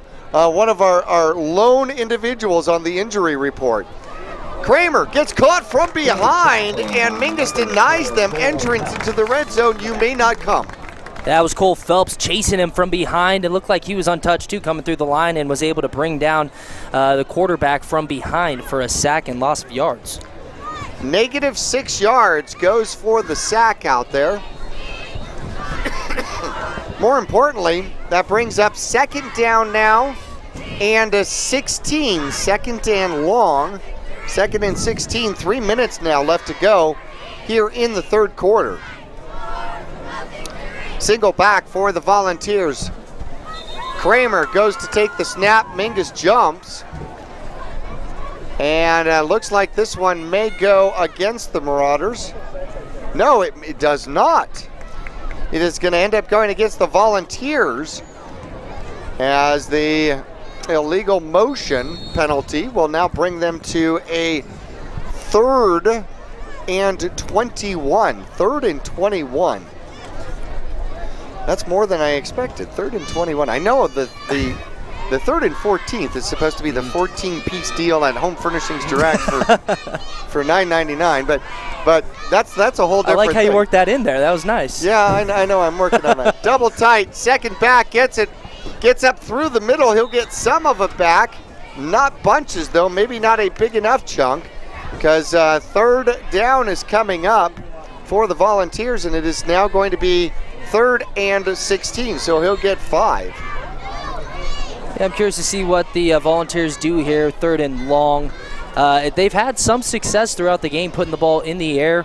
Nice mobile quarterback out there in Kramer. We've seen him just this half alone with some hard runs, even on this drive early on, kind of scampering to get pick up a few first downs. We'll see what they do here. Pro set, 2 running backs in the backfield. Kramer up over center. He'll take the snap. Second back through, and Phelps blows it up and denies entrance into the red zone. And that may very well protect the Mingus Marauders shutout, as Cottrell gets the handoff. And where did Phelps come from? Well, if you look at it right here, I thought he was in position. I thought he was dragged down right there by the running back, but he was able to keep fighting and just pull the guy with the ball down. He was tackled while making the tackle. Yeah, he was. He was tackled while making the tackle. Now, but you know, you love to see that up 42-0. You love to see that passion and playing hard like that, even when you're up 42-0. Well, the Volunteers looking to punt. They're going to pooch punt it and put it toward the corner, and it will. Oh man, The Volunteers cannot get the ball to bounce their way. It'll bounce into the end zone for a touchback. Hey, 50 seconds left to go here in the third quarter. Mingus is going to get the ball back. Let's take a quick break. We'll return to Mingus Union High School after this.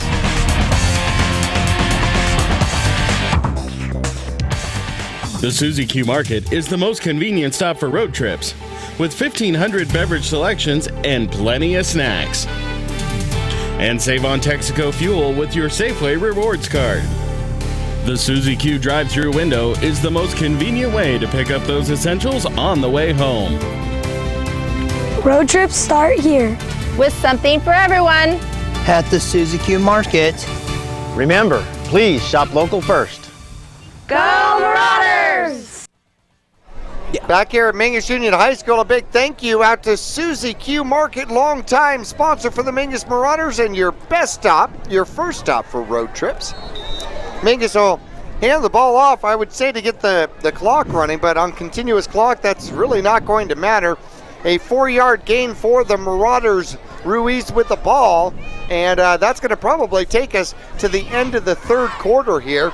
So we're going to turn around and take another break. Old Glory is waving in the wind. Mingus leading, according to the Cottonwood Parks and Recreation Center scoreboard, 42-0 over their first meeting with Lee Williams from Kingman. We'll return after this.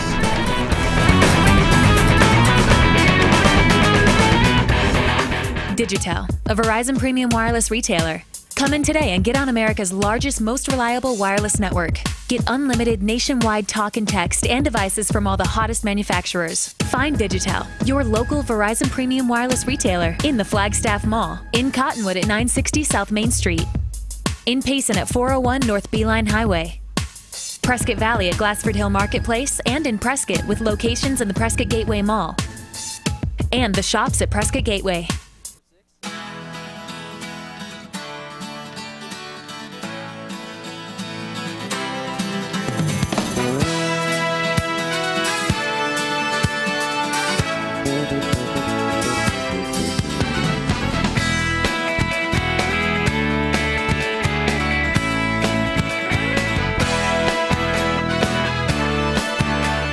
Our whole team is here to help you get the most out of each workout. Here at the Cottonwood Recreation Center.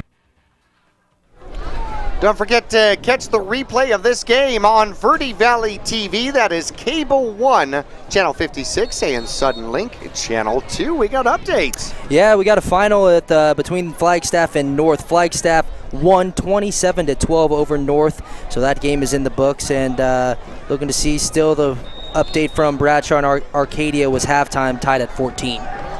Well, they run by the Mingus Marauders. And how about that? A turnover. Looks like a fumble popped out. And it appears as though Mingus will have to put their defense back on the field with 11:49 left to go in the fourth quarter and give the ball back to the Volunteers at the 24-yard line.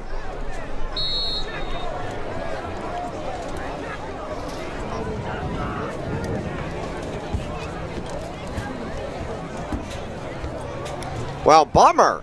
Mingus giving the Volunteers another shot here just outside the red zone. That's about where they were when we were going the other way. Now the Volunteers are going from right to left across your radio dial, and the Mingus Marauders will defend the flag side, the former Giant M side of the Mingus Marauder Stadium.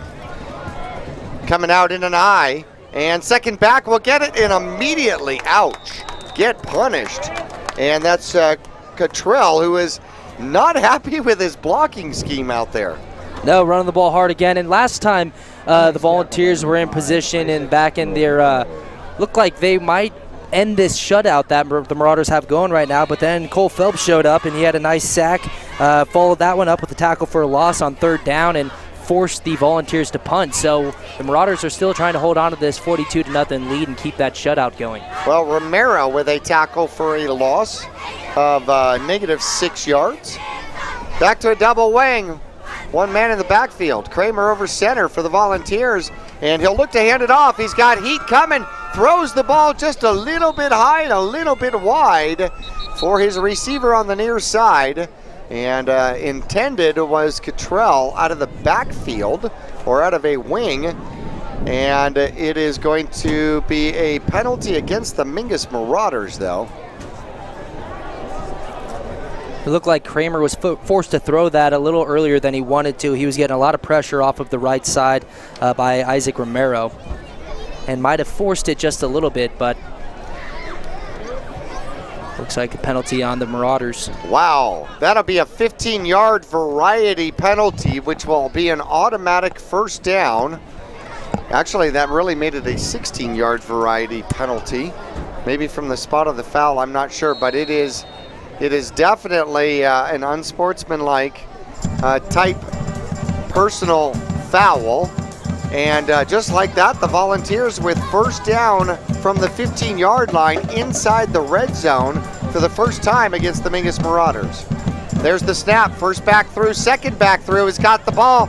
He's got a little room to run, and he'll scamper down to about the 11. Give Cottrell another 4 yards on the carry.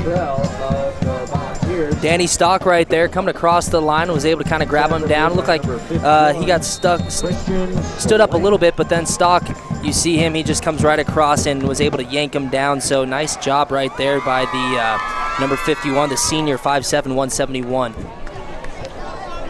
Christian Swank out there playing a little nose guard, getting some PT out here. And the Mingus Marauders are going to load that box. We'll go double wide with an eye. Tight formation, one receiver off to the right-hand side. And second back will get it, and slicing through for the Mingus Marauders very quickly and very effectively. Who was that? Was that Pete Kelly? No, I think that was number 72, Jordan Taylor. Wow. The big man got moved. The big man, nice play there. Yeah, he got through and just kind of, I see you running towards me, hugs him, brings him down. Holy cow, that was quick. You don't usually see defensive tackles getting into the backfield that quickly, you know what I mean? The boy can move. I like it. Big man with moves have futures. All right, I formation once again. Quarterback takes the snap at about the 13-yard line, looks to keep it himself. Let's try right. Nope, not good idea. Stiff arms trying to go back to the left, and will basically fall over the man trying to tackle him, and getting up a little bit gimpy is Kramer, and that's not a good sign for the Volunteers. And down he goes. Oh no. No, now he is holding his leg, and he is injured, and Boyson's going to be the first one out there. And I don't know what happened with him.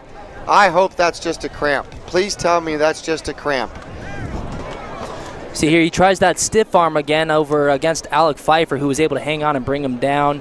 He's holding, looks like his thigh. Yep, I think it just cramped up on him.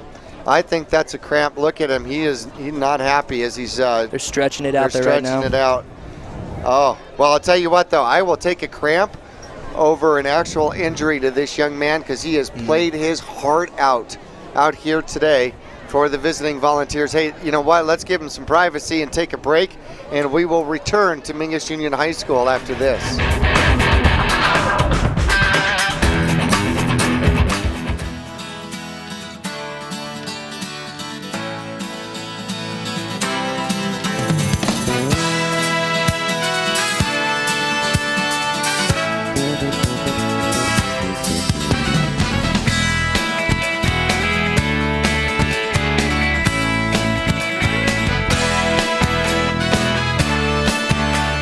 Our whole team is here to help you get the most out of each workout. Here at the Cottonwood Recreation Center.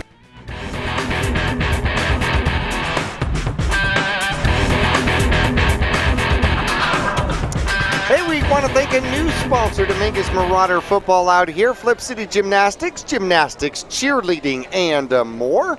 And thank goodness Kramer limping off the field under his own accord. And speaking of cheerleaders, hey, let's find our Arizona Smile Designers fan cam out there. There they are. There's our cheerleaders again on the track. We're going to have to work on getting them back into the stands and finding people's in the stands too, right? Getting the Marauder fans all cheered up and getting going. 8:11 left to go, 8:10. Continuous clock is underway. Fourth quarter action, and 4th and 11 now for the visiting Volunteers with a new quarterback in the game. Yeah, that's number 1, Daniel Mazan, Jr., 5'10", 152. And he'll roll to the right. He's looking for somewhere to go. He's going to keep it himself and ran out of room. He should have gotten rid of the ball on 4th down, but did not do so, and he'll get knocked out of bounds at about the 14-yard line. So that'll be it so far. The deepest penetration of the Volunteers has gotten to the 14, 13-yard line for the Mingus Marauders, but Mingus will take over on downs. Tackle made by number 37. Yeah, the number 37 right there on the tackle, Javier Mestas. And it looked like Daniel Mazan, the new quarterback in there for the Volunteers, he was either going to try and just throw it, or I thought he was going to run out of bounds there, but he just kept kind of trotting towards the sideline and took the hit. Well, he'll pick up 5. So for his credit, we'll give him 5, but they needed the first down on 4th down. And he had a man in the end zone once he turned the corner, but I think he got past the line of scrimmage. Mingus will hand off, first back through, first down, and more rumbling and stumbling for about 13 yards off the left tackle side as Mingus gets out of their own red zone. Yeah, that was number 25, Cody Merrow, Jr., 5'10", 170, running the ball hard. As you see here, Merrow, 2 hands on the ball and falling forward. That's good. Merrow had a couple of carries in the last game against Cactus Shadows and gets another opportunity here today. Makes it worth it.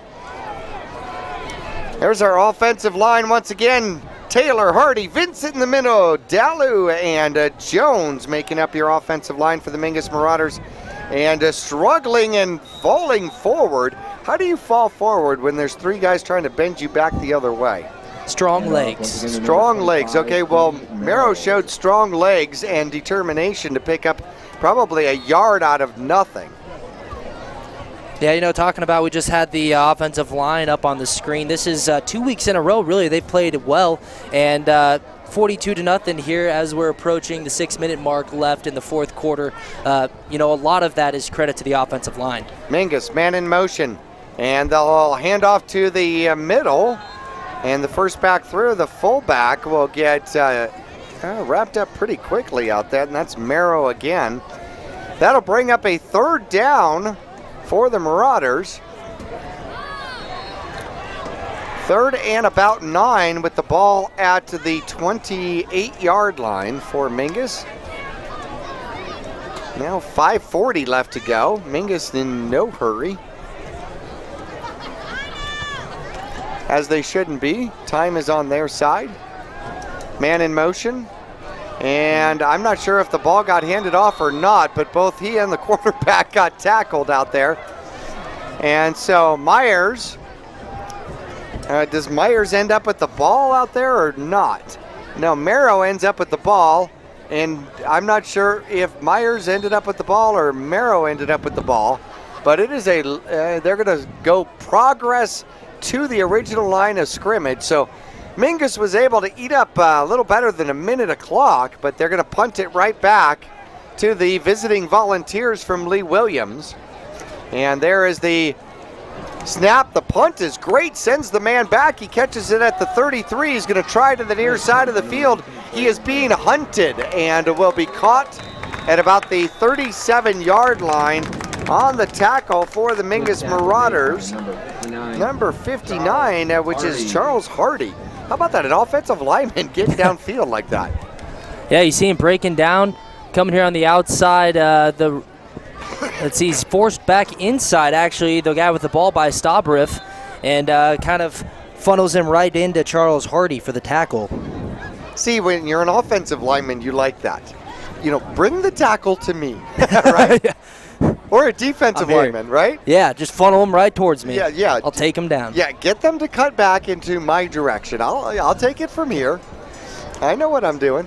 But that, you know, that right there is the job of the guys on the outside, is to keep the guy, the return man, from getting down the sidelines, because all of your blockers are in the middle. Mazzone hands the ball off. And let's see, who picks up that one? Cottrell picks up the the handoff, and he'll go to the right side. He'll try the right side off tackle, and it's worth 1. Ball now at the 39-yard line. Under 4 minutes left to go for the Volunteers, who have been in the red zone twice and unable to make either time pay off for them. Bradshaw and Arcadia are in the third quarter, still tied at 14. Yeah, we're going a little faster than most of the other games, although Flagstaff picked up their win over North. So that helps Mingus with power points. Lee Williams just moving up to the Division 4. Cottrell this time keeps the legs going forward, or was that backward? Because half the time he was keeping his feet underneath him, but going backward, and gets a great gain out of it, bringing up at about 3rd and 3 across the 45-yard line. Give him 7 on the carry. I think he caught a couple extra, maybe 2 yards there at the end of the run, just falling forward. He had a couple Marauders holding on and wrapping up his legs, and he just fell forward to pick up a couple extra. Well, that's awfully helpful, isn't it? Yeah. I mean, it really doesn't matter as long as you're going forward, even if you're going backward. Forward's always better in football than backwards. Yes, backward you cannot see what's going to hit you.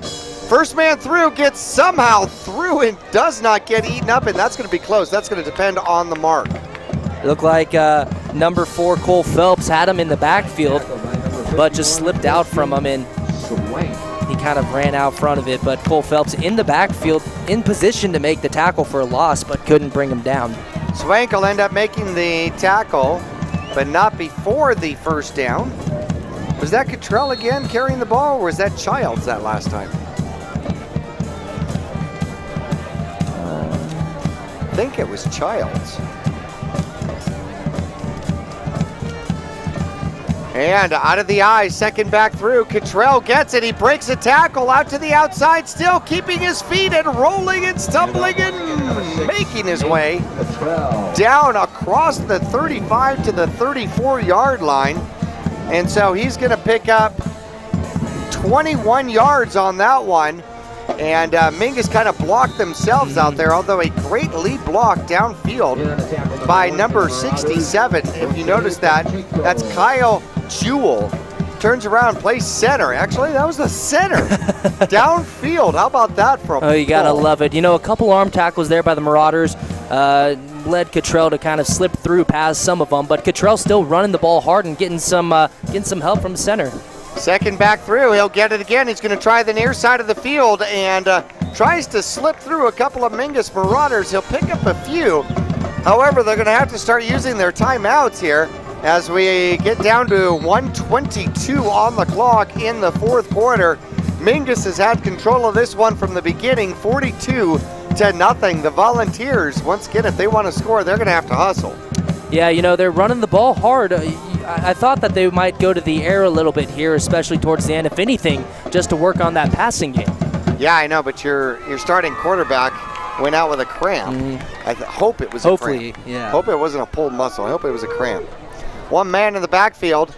Mizell's going to hold it. Now he's going to look to put it up. Almost gets caught in the backfield. He'll turn the corner. Can he get out of bounds? He will, but it won't matter. With the continuous clock rolling, they're going to have to use timeouts. He got close to the first down.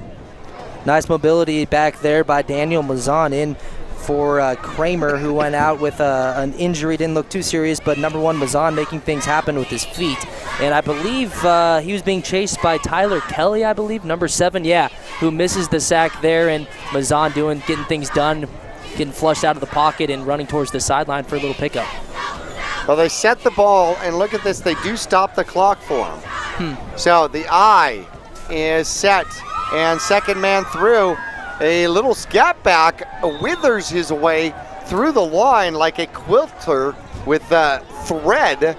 He picks up the first down. The clock is going to continue to roll here, and the Volunteers do not call a timeout. Yeah, that was number 4, Minor Tyler, sophomore, 5'6", 140 on the carry there. Little scat back, and running hard still. You know, this drive we've seen, even though we're under a minute now, 24 seconds left in the game, we've seen some hard runs by the running back still here by the Volunteers. Well, a timeout is taken on the field out here, which gives us an opportunity to thank our friends at John Graves Propane.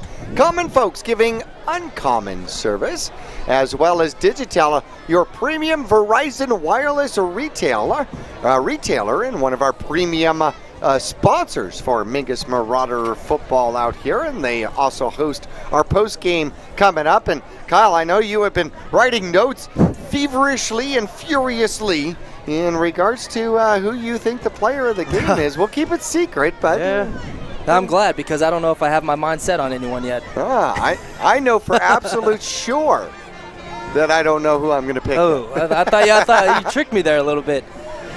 But, you know, I guess that's a good problem to have, right? That is.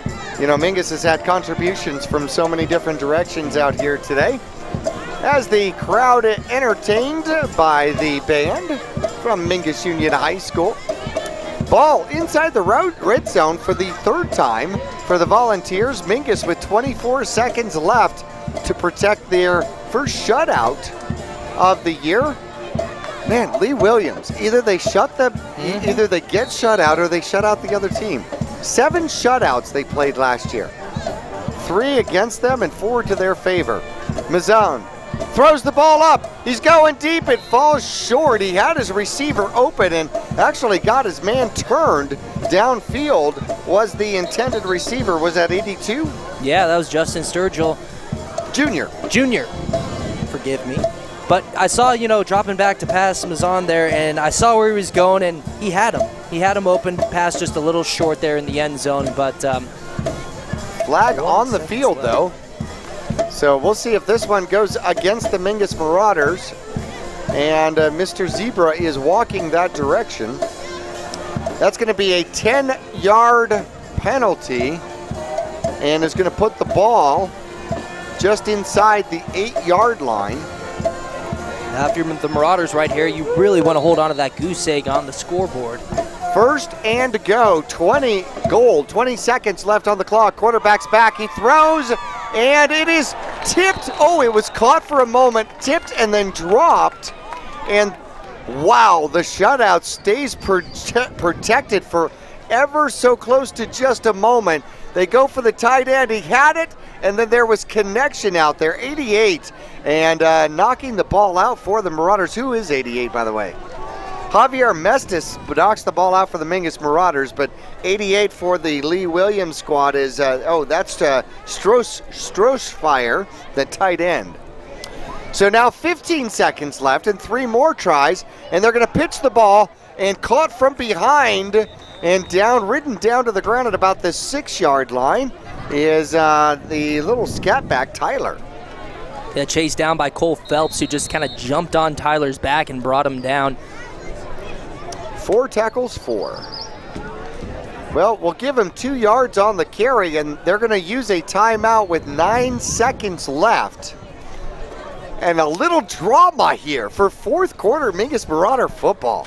Yeah, you know, you could see here in the last, 20 seconds, 30 seconds or so, a couple passing plays into the end zone now that the Volunteers are within striking distance.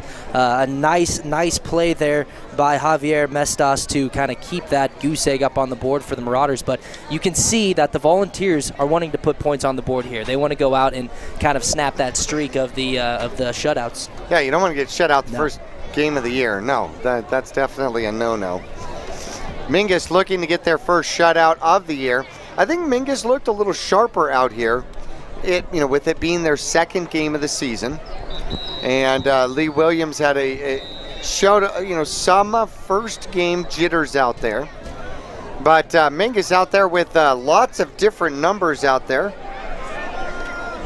Yeah, which is great play time. Oh, definitely. As second game in, the fact that you have this opportunity early on in the season to get some of these guys who maybe not get as many reps throughout the season, they're able to do that. So down the line, if it, injuries or if you need to give some guys some rest, these guys have had some playing time. Out of the eye, quarterback drops back, throws, he's got his man down close to the end zone, but Mingus is going to stop him. 1 second left, 0 seconds left. The pass goes complete to the tight end. and Mingus denies entrance as the ball goes down at about the 3-yard line. Yeah, I believe that was Jose Pacheco and Jordan Huey who were doing all that they could to prevent the guy with the ball from getting into the end zone, and they do, and they hold the shutout 42-0 here. Marauders get the victory. How about that, to be a younger player on varsity, and you are given the job of preserving the goose egg, right? Yeah. How about that? Hey, they get it done. They get it done, and if you're Coach Bob Young, you have to love that. I mean, the fact that you can see them. Oh, wait, it isn't done. They put 1 second left on the clock. Oh, my goodness gracious. Hey, if you're on the defensive side of the ball, you're like, okay, sounds good. 1 second left. We'll do it again. Well, apparently they took a timeout right at the last possible instance, or maybe the coach had already had it set with the line judge that if we don't get in, I want a timeout immediately. But as it is, here we go. So the Volunteers with one more shot, and the Volunteers take another timeout? You know what? We're going to keep it here because this is going to be the longest 1 second in Mingus Marauder football history. It's going to take longer to play this 1 second than it did the entire second half. Yeah, you're absolutely right. Definitely the third quarter, without a doubt. All right. So, you have 4th and goal from the 3.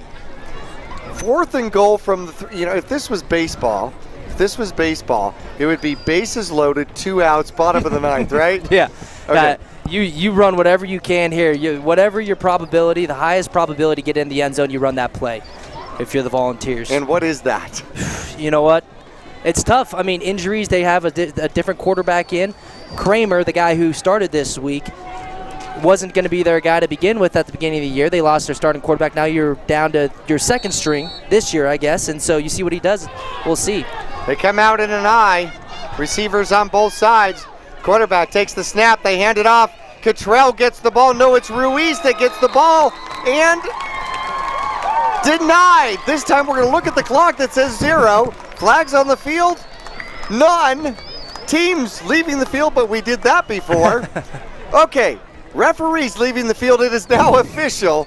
Mingus wins this one and preserves the shutout, 42-0. That is your final score according to the Cottonwood Parks and Recreation Center scoreboard here at Mingus Union High School. We'll return for our Digital postgame show right after this.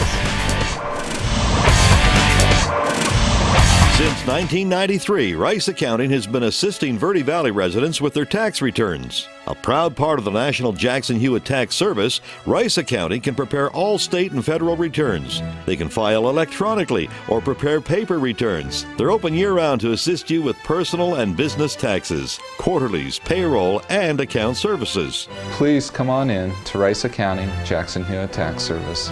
We're open year-round for all of your taxing needs. Thank you. At Oxendale Chrysler Dodge Jeep, we believe everyone deserves to drive a nicer, newer car today. Hi, I'm Matt Oxendale. I offer solutions to the everyday problems that keep most people stuck in a car they hate.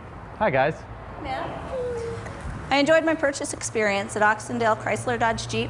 My salesperson took me out on the lot and let me look around at all the cars while my children played in the play area. And they really enjoyed it. There was no pressure. Oxendale Chrysler Dodge Jeep, a dealer for the people. Taylor Waste has been voted the #1 residential garbage service 12 years in a row in Cottonwood and 8 years in a row in Sedona. Why? Because Taylor Waste always offers dependable and efficient garbage service and clean, eco-friendly curbside recycling and positive customer service. Taylor Waste offers a separate recycling container, and our recycling program is clean rather than commingled with garbage. To start service, call your locally owned Taylor Waste, dedicated to providing service tailored to your needs. Cheerleading, tumbling, gymnastics. We are Flip City Gym. We have classes for boys and girls of all ages and skill levels. Flip City Gym offers competitive co-ed cheerleading with world champion coaches. Ask about tumbling and gymnastics. Or our health and fitness-based academic preschool. The only one of its kind in Northern Arizona. Enjoy open gym Fridays and Saturdays. Stop by for your free class or find out more at flipcitygym.org. Wake up and live Moss at your local Cottonwood Taco Bell. The next generation of breakfast is here. Introducing the Biscuit Taco, AM Crunch Wrap, Cinnabon Delights, and fresh brewed 100% Colombian coffee. Convenient hours, drive-through, and open late every night. Visit your local Taco Bell. Located on 89A and Cove Parkway in Cottonwood. Taco Bell. Live Moss. Pond Palace offers a wide selection of jewelry, electronics, musical instruments, firearms, and much more. And if you need money for that unforeseen financial burden, Tanner, Natalie, or Rob can get you a loan using your valuable items and collectibles. Scrap gold, silver, jewelry, guns, and electronics are all accepted. Visit Pond Palace on Calvary Way at 89A in the Dome Building, open 6 days a week, and online at pondpalaceaz.com. It's time now for the Digital Post-Game Report. Stay tuned for the Marauder Wrap-Up, game highlights, and the Digital Player of the Game. The Digital Post-Game Report starts now.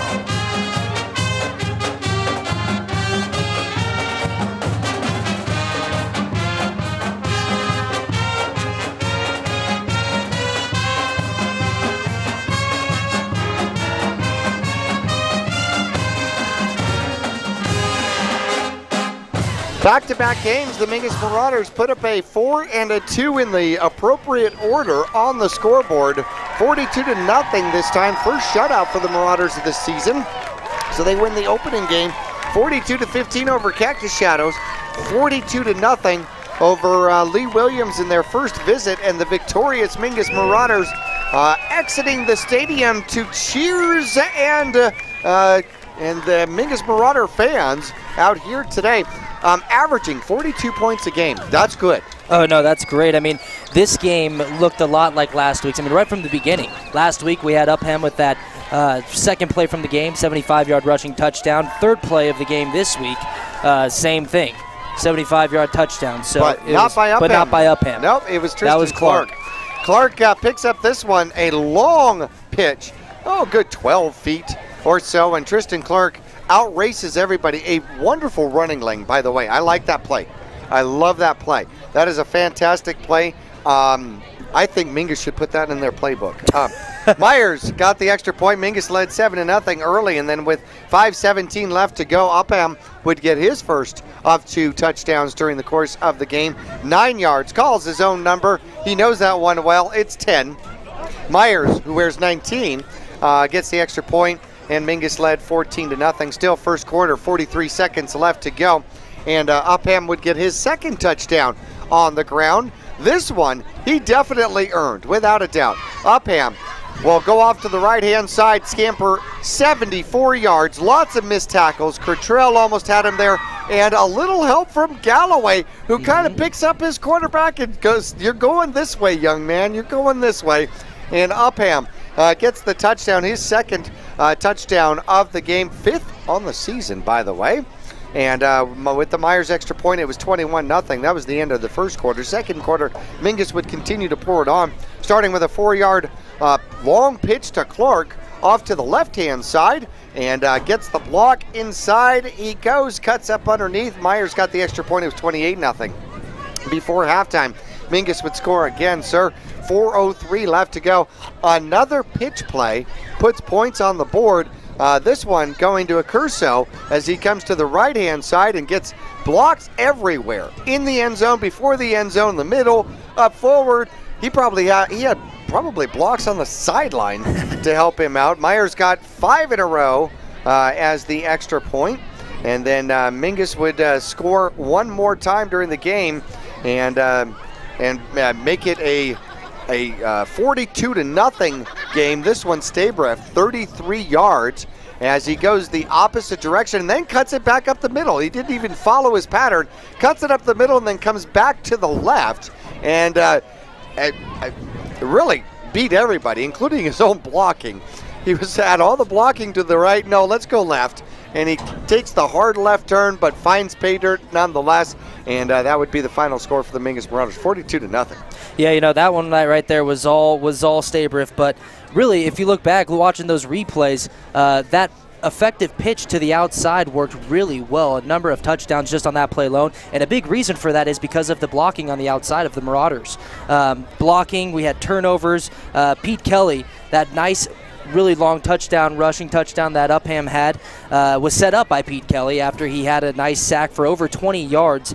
And then we had Cole Phelps towards there in the third quarter. He also had a nice a sack and then a punt block that really set up the Marauders and got them good field position. Field position was another really key to this victory for the Marauders. I mean, if you start the ball on the opposing team's side of the 50, you know, all you got to do is put in a couple nice plays together, and if you get the blocking like we had tonight and last week from the offensive line, you know, it's easy to make things happen, and working it around, spreading the love, it makes it very difficult when you have multiple guys, you know, contributing. It makes it tough for the defense to defend. So many weapons, so many points for the Mingus Marauders here tonight. Hey, we're going to take a break here in our Digital post-game report.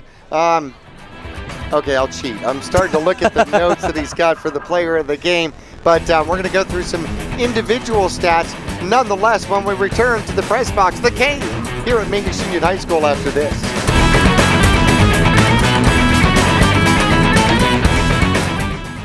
Digital, a Verizon premium wireless retailer. Come in today and get on America's largest, most reliable wireless network. Get unlimited nationwide talk and text and devices from all the hottest manufacturers. Find Digital, your local Verizon premium wireless retailer, in the Flagstaff Mall, in Cottonwood at 960 South Main Street, in Payson at 401 North Beeline Highway, Prescott Valley at Glassford Hill Marketplace, and in Prescott with locations in the Prescott Gateway Mall, and the shops at Prescott Gateway. People often refer to Larry Green Chevrolet as the people place. Keeping that reputation is a priority in the community and with every customer that comes through the door. If you're on the market for a new or pre-owned car, truck, van, or SUV, you'll find their selection extensive and their sales team professional and courteous. You can also count on excellent after-sales service. Visit Larry Green Chevrolet on Highway 260 next to Walmart in Cottonwood. The Suzy Q Market is the most convenient stop for road trips, with 1,500 beverage selections and plenty of snacks. And save on Texaco fuel with your Safeway Rewards card. The Suzy Q drive-thru window is the most convenient way to pick up those essentials on the way home. Road trips start here, with something for everyone. At the Suzy Q Market. Remember, please shop local first. Go Marauders! You'll get more miles for your money at Reese's Tire and Automotive Tire Pros. It starts with matching the right tire for you, your vehicle, and driving habits.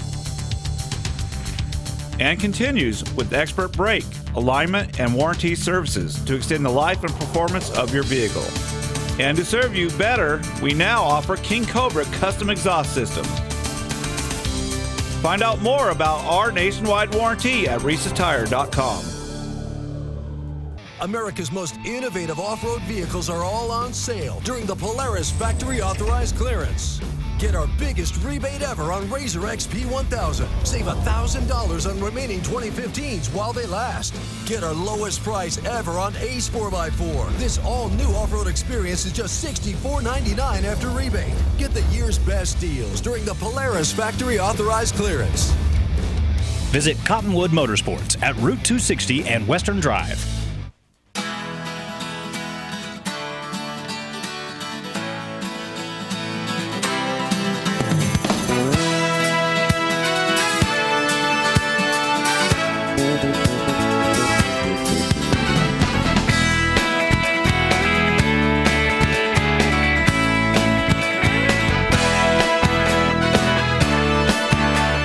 Our whole team is here to help you get the most out of each workout. Here at the Cottonwood Recreation Center.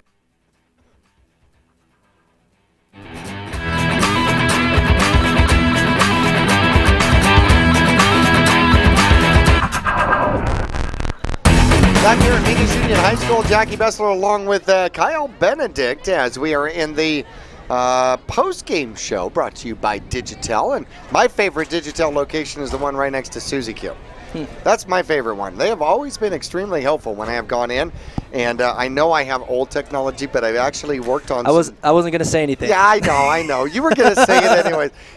But when I walk in, even with other stuff, in regards to the radio stations, and I say, I don't know how to make this work, or we need this. And you know what? They've always just been absolutely fantastic at Digitel Wireless, your premium Verizon wireless location, and you've got locations across northern Arizona, but like I said, my favorite is next to Suzy Q here in Cottonwood. Let's take a look at the visiting Lee Williams squad and what they've done. And the truck reminded us, actually, they were Division 5 last year.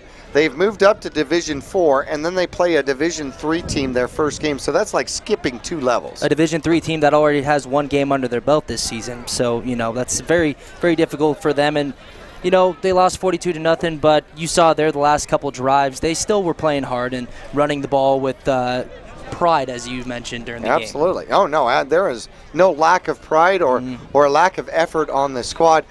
Kramer, the quarterback, I hope he is okay. I hope that is just some sort of hitch in the giddy-up. He ended up 3 for 7 during the course of the game, and Cottrell ends up the leading rusher for the visiting Volunteers with 81 rushing yards on 19 carries during the course of the game. 134 rushing yards, 27 passing yards, 161 yards of offense. That's really more of a defensive stat. The Mingus Marauders hold the visiting Volunteers to 161 yards of offense. Now, on the opposite side of the ball, Mingus did exceptionally well. You know what? Upham may have attempted to throw the ball twice, never actually released the ball once. So he has no passing attempts in this game. So he still ends up 4 for 6 for 100 yards for the course of the season. So that doesn't change. However, he ends 6 carries for 105 yards, 117.5 yards per carry, another 2 touchdowns. And Tristan Clark, 2 carries, 79 yards, an average, just barely under 40 yards per carry, and another 2 touchdowns. Mingus had 315 yards altogether. Trey Myers had 2 passing attempts here today, and that was it. Other individuals running the ball for the Mingus Marauders, Juan Reese gets the ball 6 times and records 30 yards with it. Stabriff Alejandro gets a touchdown off of 2 carries and 39 yards. Alec Pfeiffer early in the game had 2 carries for 5 yards. Kersell carries the ball 4 times here today, 46 yards, and adds a 9-yard touchdown. Merrow gets 4 carries out there for 13 yards for the Mingus Marauders. 315 rushing yards equates to 42 points. You were talking about field position. 2 of the long Mingus Marauder drives were, in the red zone. Yeah, field position. Yeah. Field position, you can't say it enough. I mean, the fact that we had the turnovers, blocked punts, forced it was just sacks. It was the fact that you can put your offense in a position where they don't have to drive the length of the field to put points on the board is key, especially when you have all the weapons and that the Marauders have on offense. Mingus gave the ball up once in the game. First time they have given the ball away. Blindside tackle sack on Upham, and the ball pops out, and the Volunteers recover. Mingus actually immediately, same drive, turns around, takes the ball back, and so Mingus still wins the takeaway game out here today with 2 fumble recoveries. Still the elusive first interception. We still haven't gotten an interception yet. Mingus still out with 2 defensive points, but in the first game. But out here tonight, some more sacks. That has been the mode de operation. Yeah, sacks. Pete Kelly had 1. We talked about just a couple minutes ago for break. Over 20 yards on the sack that eventually set up that long, impressive run by Upham, that touchdown run. Galloway forced a fumble on kick return, and actually at the beginning of the game, there were 2 kick returns where it looked like you and I thought that there was a fumble on the play. The referees didn't think that there was. Isaac Romero forced a few fumbles. Tyler Kelly recovered 1. Cole Phelps, he had a sack there in the 3rd quarter where really that is what kept the goose egg on the board for the Marauders. It looked like the Volunteers were driving and they were going to get into the red zone.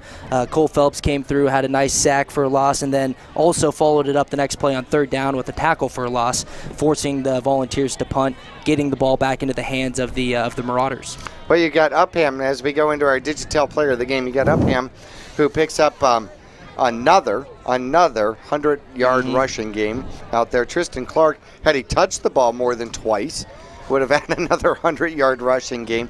So offensively, those weapons working extremely well. I'm not even sure who you would have, Curso would have had 100 yards if he had more touches. Stabriff would have had more yards if he would have had more touches. So offensively, this thing could have gone all sorts of different ways, but Mingus did not play a lot of its starters in the second half when we went to continuous clock. Yeah, and that's going to work out for them here as the season progresses. I mean, the fact that you can get them, some of those guys who don't get as many touches and as many reps, maybe with the first team in practice or even during the game in regular seasons, the fact that they can get some plays and some time on the field early on in the season is just going to do nothing but help you down the road, especially as you progress and you start getting into the bulk and the meat and tough part of your schedule. You're going to need guys like that on your roster and the depth that can come in and have played before. They have that playing experience. It's not like they sat for 4 or 5 games straight and Game 6 is the first time they're getting out there on the field against a good team. So the fact that they can do that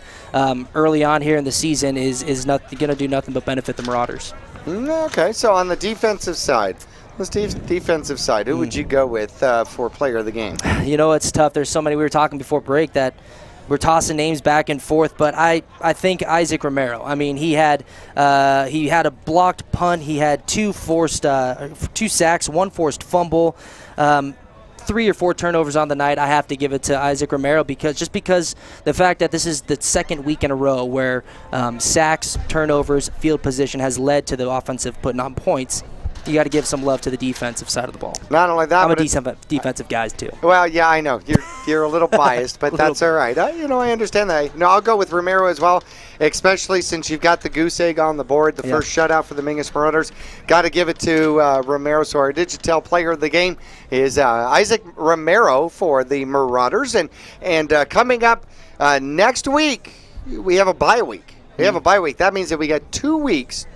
Two weeks before we play Peoria, the Panthers, the 4th-ranked team in preseason polls in Division III. The Peoria Panthers are coming to town on September 11th, Patriot Day.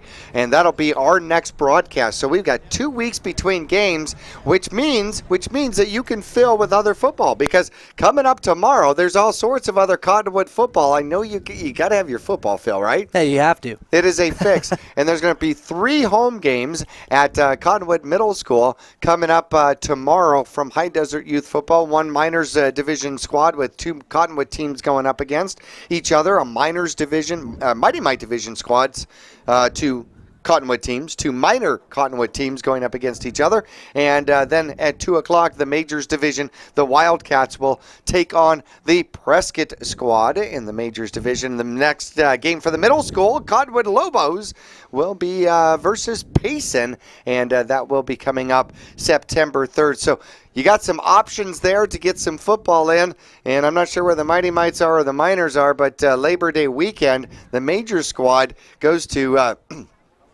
Baghdad. Yes, Baghdad. You know, the one way on the other side of Prescott, the end of the road, the big hole in the ground that you can see from space. Yes, Baghdad. Yes, so the Wildcats will be going to Baghdad Labor Day weekend, and so that actually helps because I will be starting to travel Friday night and would have missed the game anyways, right? Oh, we wouldn't want that. No, not at all. Not at all. So our next broadcast coming up, not next Friday, but 2 weeks from tonight, same place here at Mingus Union High School, as the Marauders will host the Peoria Panthers. Once again, the Marauders off to a phenomenal start. 2-0, win here today with their first shutout of the season, 42-0. Second win, scoring 42 points, have outscored their opponents 84-15 in 2 games. That'll be a wrap here for our Digital post-game show here from Mingus Union High School. I'm Jackie Bessler, and this is Kyle Benedict. We want to thank all of our sponsors and, of course, all of our camera people out here, as well Joey Abby Kwiatkowski helping out. Of course, we've got John Stabe, Ryan Nichols in the truck, and back at the station, Ashley on the board. Big thank yous to you. Have a fantastic night. We'll talk to you on the other side of Labor Day weekend. Have a great night, everybody. This has been the Mingus Marauder Post-Game Report. Brought to you by Digitel, your premium Verizon wireless retailer in Cottonwood next to Susie Q Market on Main Street. Or see the Digitel locations in Prescott and Flagstaff. Don't miss the video replay of tonight's Mingus Marauder football game on Verde Valley TV. That's Cable 1 Channel 56 and Suddenlink Channel 2. For times, visit verdevalleytv.com. Digitel, a Verizon premium wireless retailer. Come in today and get on America's largest, most reliable wireless network.